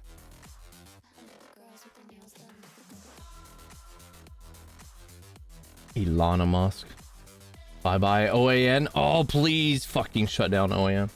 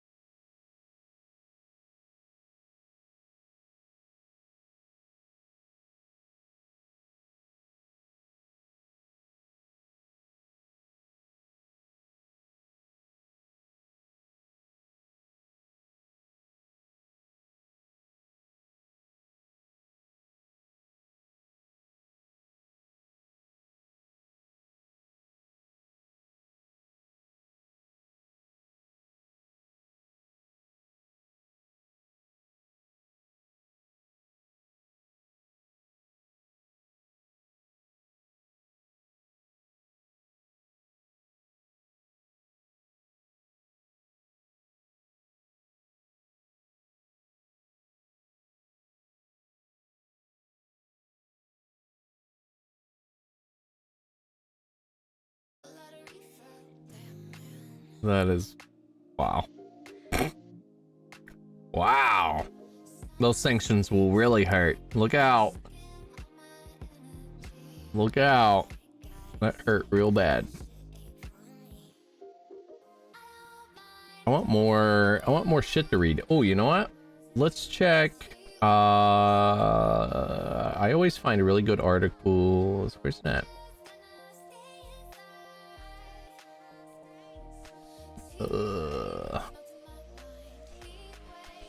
Meet Edgar. Don't worry, Tucker Carlson will parrot them to Americans. Oh, absolutely. Absolutely. You know he will. Okay. Let's take a look at the library, see what articles we got. Something you learned embarrassingly late in life. Ooh. Why it's more than okay to walk during your run. How to make a mason bee house. How to browse the dark web if you're shady or just curious. 7 frustrating new features in Windows 11. Everything you need to know about the smart smoke detectors. Why you should take a walk with someone to stop an argument. Why a cheap IKEA kitchen is actually expensive. 16 grimdark genre movies that aren't the Batman. Finally, there's a Wordle clone for music lovers. And to change your air filter and how to choose the right one. How to hide a dog from your landlord if you must. By resetting your iPhone, could dial 911 and how to avoid it. 7 scientific theories of how the universe formed that reject the Big Bang. All the best new iPhone and Mac features worth knowing about. Ooh. Is gray meat okay to eat? Ooh, probably not, but I still want to check the article. How to watch ad-free YouTube videos on Android even without Advanced. The best and worst houseplants for people with allergies. Is gas really cheaper at Costco? 5 cheapest metro areas to buy a house in 2022. I'll pull that open. We can check that out. These flowering plants are able to grow in wet, poorly drained soil. Use these household products and items to clean and polish brass because they're not the same thing. The easiest ways to properly get rid of an old TV. Donate your airline miles. Clever uses for sponges. Use these maps to find ghost towns in your area. Ooh, I'm gonna check that out. Cheapest American metro areas to buy a home right now. Well, that's pretty similar to the article we just had out. Wash down your green beer with these St. Patrick's Day food deals and freebies. Ooh, you know what I should do? I definitely need to go buy some beer for Thursday, but I need to buy some green dye too. We should do green beer. Or I'm gonna do green beer.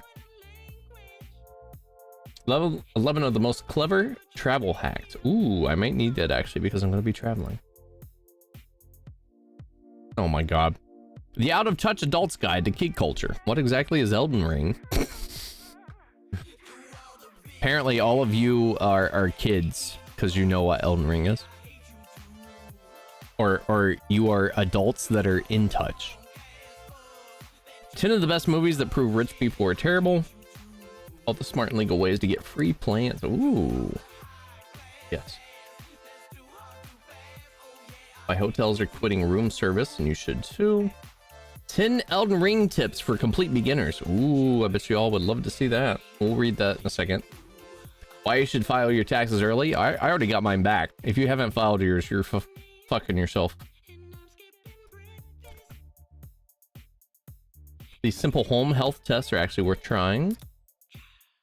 How to disable the malfunctioning AirPods left behind notification. I haven't experienced that. 5 of our favorite travel hacks. I definitely want to read that. Flavor your mail with leftover greens. Best Irish movies of all time. Worst etiquette faux pas you've ever experienced. Everything you need to know about Disney's fully immersive, ultra expensive Star Wars Galactic Star Cruiser. Stop believing these myths about creativity. Oh, we were just talking about this. Do vibrators actually decrease your sensitivity? We're definitely reading that one. What to do if your car's been flooded. Enjoy these on Pi Day. How to get the most of every drop of gas. Should definitely read that one. 5 tips help you enjoy running more. Oh, I hate running. No tip is going to change that. Does impact investment perform better than evil investments? How to stream region locked to British TV shows from outside the UK. Try one of these alternatives if you hate your home's gutters. Should switch to Substack's new app.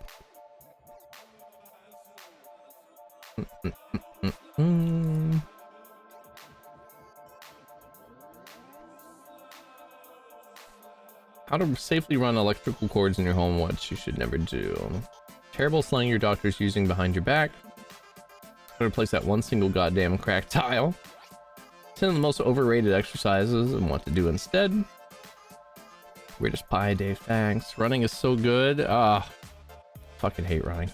I'd rather row or jump rope or lift weights quickly or do plyo box jumps, anything with fucking running.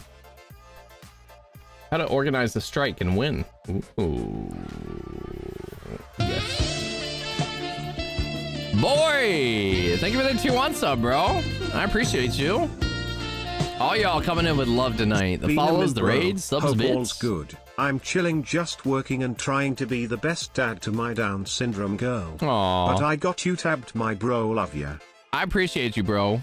I hope your daughter's doing good. And I hope you've been doing all right. I appreciate the support. How to stop OneDrive from spamming you with emails, notifications. Here's exactly when to add blueberries. How to stream several March Madness games. Blurring your sensitive information in screenshots. Easy way to stop your windows from going to sleep for you till you make window 11 dark mode. Don't forget about the giant spiders dropped from the sky this summer. What? Excuse me? What? 11 easy bumper crops for your beginner's garden and when to grow them. Ooh, yes. Fabric softeners bullshit. It is true. Secret to making your own restaurant style ginger dressing. Everything you need to know before you buy the new iPhone SE. Garden trellis is the perfect spring project. When to see the worm moon. What the fuck is a worm moon? What really happens if you can't pay your restaurant bill? Ooh, I want to know. What to say immediately after you send a text to the wrong person? My bad.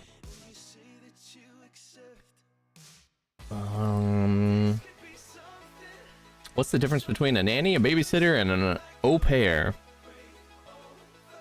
How to use Zillow's new side-by-side tool to compare houses. How to coat your flat roof and why you should. And things you're not cleaning in your dishwasher but should be. How to get around a paywall. Yes. I'm gonna share that. You should adjust your smart home before you travel. Good advice, because I'm gonna be traveling. Whatever you do, don't lease a car right now. If you, honestly, you should never lease a car. If you lease a car, you're kind of fucking yourself. You're just always making car payments. I've had my car paid off for years now, so I have an extra several $100s coming in as income and not going out as expenses because of it. How to stop your hairspray from flaking all over you. Second batch of Ooh, how to get a second batch of at-home COVID test for free. Anyone want that link? Put it in chat here in case anyone needs it. How and when to get a passport for your child.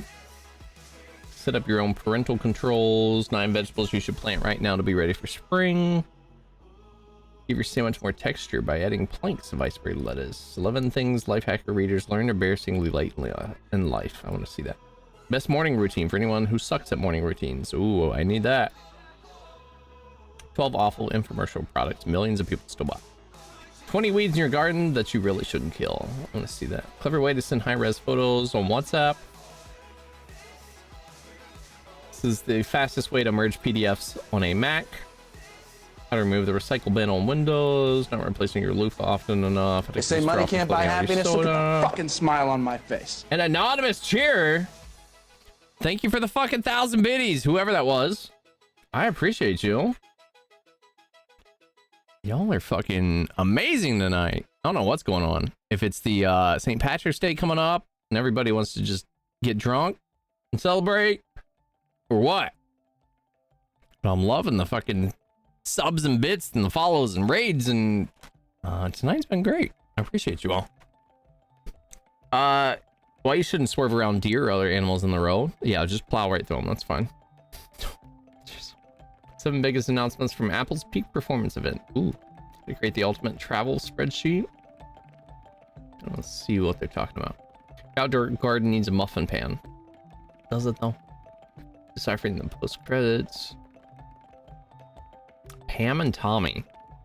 How much of the wild story is true? Who's wait? Oh, Pamela Anderson and Tommy.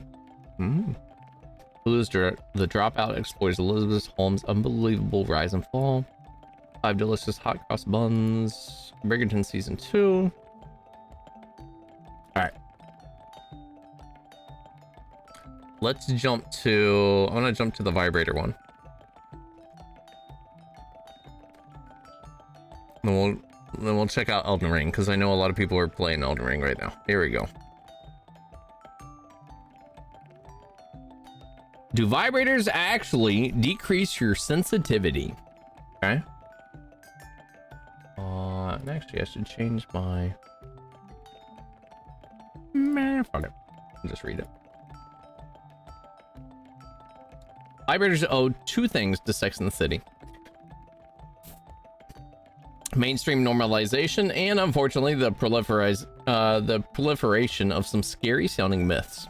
In the now infamous 1998 episode, the HBO hit, high-strung Charlotte confides to deep-thinking Carrie, "I think I broke my vagina with the rabbit vibrator.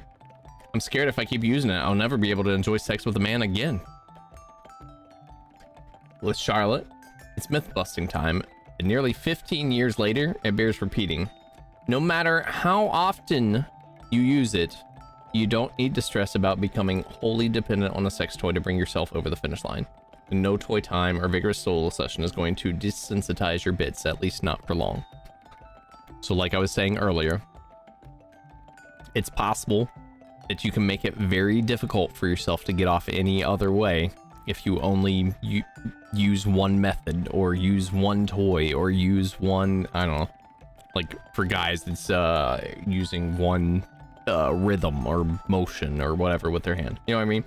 The more you do it, the more you get used to it, which makes it harder with other people who have different methods and means to get off with them normally. So change up how you masturbate from time to time. Mix it up and take breaks from masturbation, especially if you do it frequently. The masturbation myth. Myth is a frightening. Over-reliance on vibrators or other toys will reduce your sensitivity to the point that you'll build up a tolerance. Soon you'll be burning through a series of ever more powerful vibrators, desperately chasing your next big O. In this scenario, you can't get anything accomplished manually, let alone with a partner. Even just financially, that's horrifying. Vibrators ain't cheap. Intimately and romantically, that's also horrifying. Fortunately, it's not actually a life-altering threat. The concern is extremely common, said Matt Blackman, a certified sex therapist and owner of Cleveland Sex Therapy. Oh, Ohio. People with vaginas who use vibrators do express concern about losing sensitivity, going numb, or even becoming addicted to their devices, he noted. But he's seen those fears becoming less of a problem over the past decade or so, as open discussion of sexuality has become more mainstream. Jenny Schuyler and resident sex therapist at Adam and Eve agreed, telling Lifehacker, "I don't know how widespread it is anymore with the internet debunking that myth. Still, there's still a lot of people out there Googling dead vagina, so let's get into it." The discussion, I mean. Alexandria Fine, CEO and co-founder of Dame, feels for warriors out there and wants to help educate them, she said. "A big question we always get at Dame is, am I going to get addicted to my vibrator? From a scientific perspective, the answer is no. It doesn't meet the criteria of what an addiction is. If many people are asking the same question, though, it's important that we answer it correctly. Can you use a vibrator too much? There's a small kernel of truth to the myth that too much vibration or stimulation can zap your privates into a state of numbness. But if it does happen, it's only temporary. Basically, the truth of it is, yes, your nerve endings can be desensitized with overstimulation in the moment," Schuyler said. "So if you use a very powerful stimulation, very powerful vibrator, for instance, then your nerve endings are like, whoa, overload. that can certainly happen.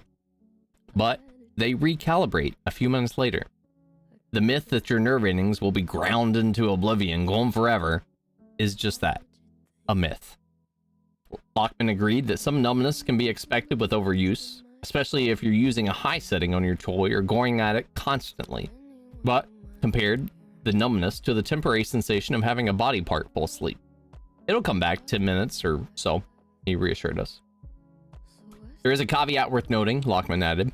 If you are exclusively masturbating with a vibe, this I know what I'm talking about, all right? Your body may get used to that and come to expect release only from that method. I know some people out there probably think I'm full of shit, but I fucking know what I'm talking about. I've read too much shit to not know what I'm talking about. So when you have partnered sex or when you masturbate without a vibrator, it may be slightly difficult to achieve that orgasm. Thank you, Lockman, for confirming my spiel earlier. This temporary loss of sensitivity can affect people with penises too. Told you! Fucking told you! Men and women are more alike than fucking mainstream media when it comes to sex will tell you. Especially if they're gripping really hard with their hand while self-pleasuring. Please don't forget lube. How to recover your sensitivity. Besides using lube to lessen the friction, you have a few options to avoid a temporary numbness or bounce back from it.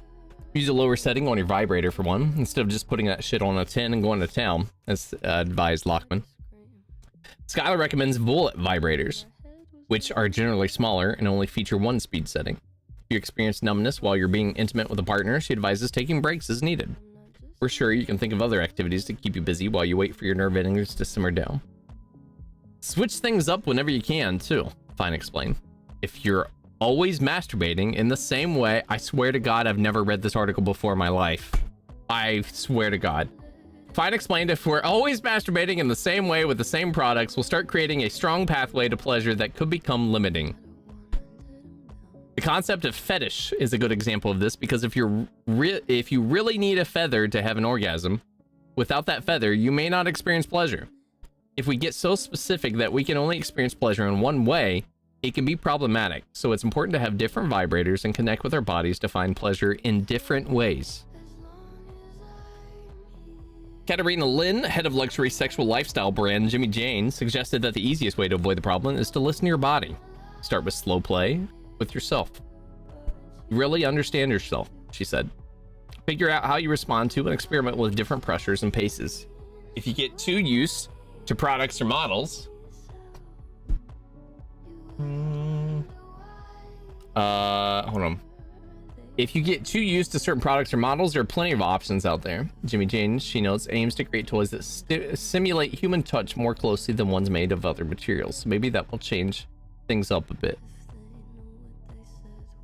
Wait, Amira, what? One day I'll have a Sibium. I've only come across one dude who said it desensitizes, but with a wand, yeah, it doesn't.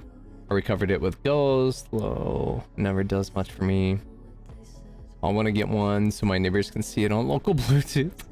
Need a Ghost to have an orgasm. When I become numb to all toys, I'm gonna just stick to Ghosts and maybe real humans. There you go. Lockman also stressed the importance of being open with your partner. Explain that in your private time, you use a toy, so you might not come as easily during sex with them.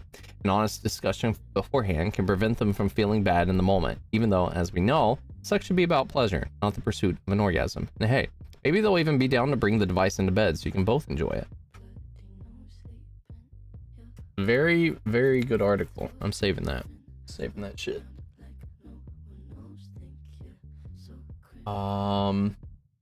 I've been working on, let's see here, new page. Boop.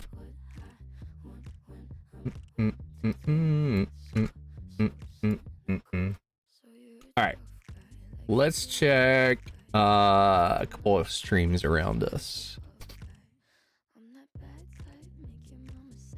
Let's see who all is online right now. We got Spooky Unagi on. Third Artifact, Primrose, Alpha Lita doing ASMR, Electra playing Valorant. Curly Chris is just chatting. We might go raid Curly Chris. Cat Noodle, Queen Misrule.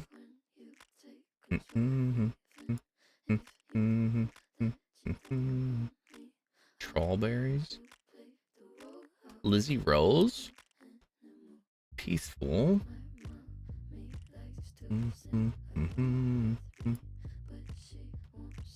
Sidonia.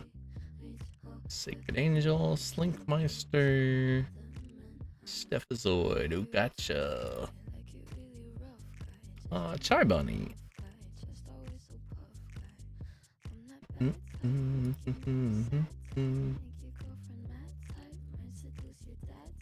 Alright.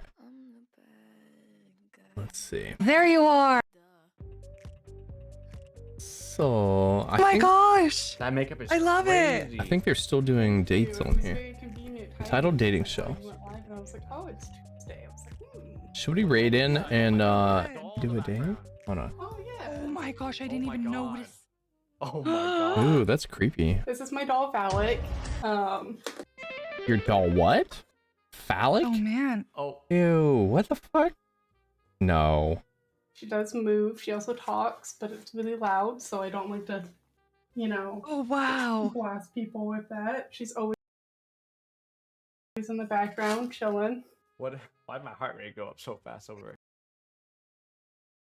I know, me too. What did you say the doll's name was? A Who's Valak. having issues? Wait, what? Where'd you get that from? The Conjuring, the Nun. What? Oh, is that the one of that's the name of the doll there? Yeah, Oh, okay. yeah. The nun. Why is she the writing Conjuring, notes? The creepy nun that comes in. Wow. Yeah, and I named her after that. That doll's not gonna move during the show, right? Honestly. All right. We got Lizzie Rose playing some Vanguard, Call of Duty, and then we got Chai Bunny Baby doing some Dead by Daylight. Let's check out Chai Bunny. I don't think we've ever gotten to raid her since she's been on Collective Thoughts. It's literally made by spoiling Milkies and dude. Shut up. I'm gonna bop you on the forehead, Kimmel. Not by. We're gonna bop, Not bop, by, bop, what bop do you to the call it? top. Wipe away our inner Not by, vision. not by what do you call it? Who should we raid? Curly By Chris, spoiling milk, but by fermenting. Yeah, fermenting. What do you Chai Bunny, or Lizzie Rose. Those are the three choices. Said Chris. All right, let's raid Chris.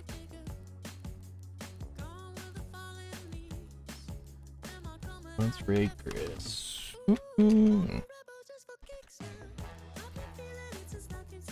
All right, when we pop over to Chris's channel, show him some love, spam some emails, give him some follows. He does a lot of really good streams. He does a lot of show type streams. So he does like the Untitled Dating Show. He does like he does several different themed shows. So definitely check him out. Tomorrow is Wednesday, so we're going to be reading another chapter from Psycho Cybernetics. We are on, I think, chapter 3 now. One of my favorite books of all time. It teaches you how to control your mind better and go the direction in life that you want to go, basically.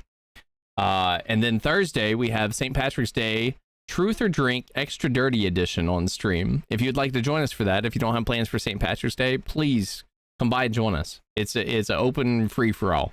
Jump on, drink with us. If you don't want to answer a question, if it's too personal, just take a drink, and then we'll skip to the next person. That's it. That's literally the whole game. It's a deck of cards. We'll go through them, and also on Thursdays we do afterthoughts. So I feel like Thursday, St. Patrick's Day afterthoughts is going to be pretty crazy. So definitely come by on Thursday and check it out. But thanks all for the follows, the subs, the bits, the raids. I appreciate you. Today was a good stream. I appreciate you all. Have a good rest of your week if I don't get to see you. For those of you here tomorrow, see you tomorrow. Bye.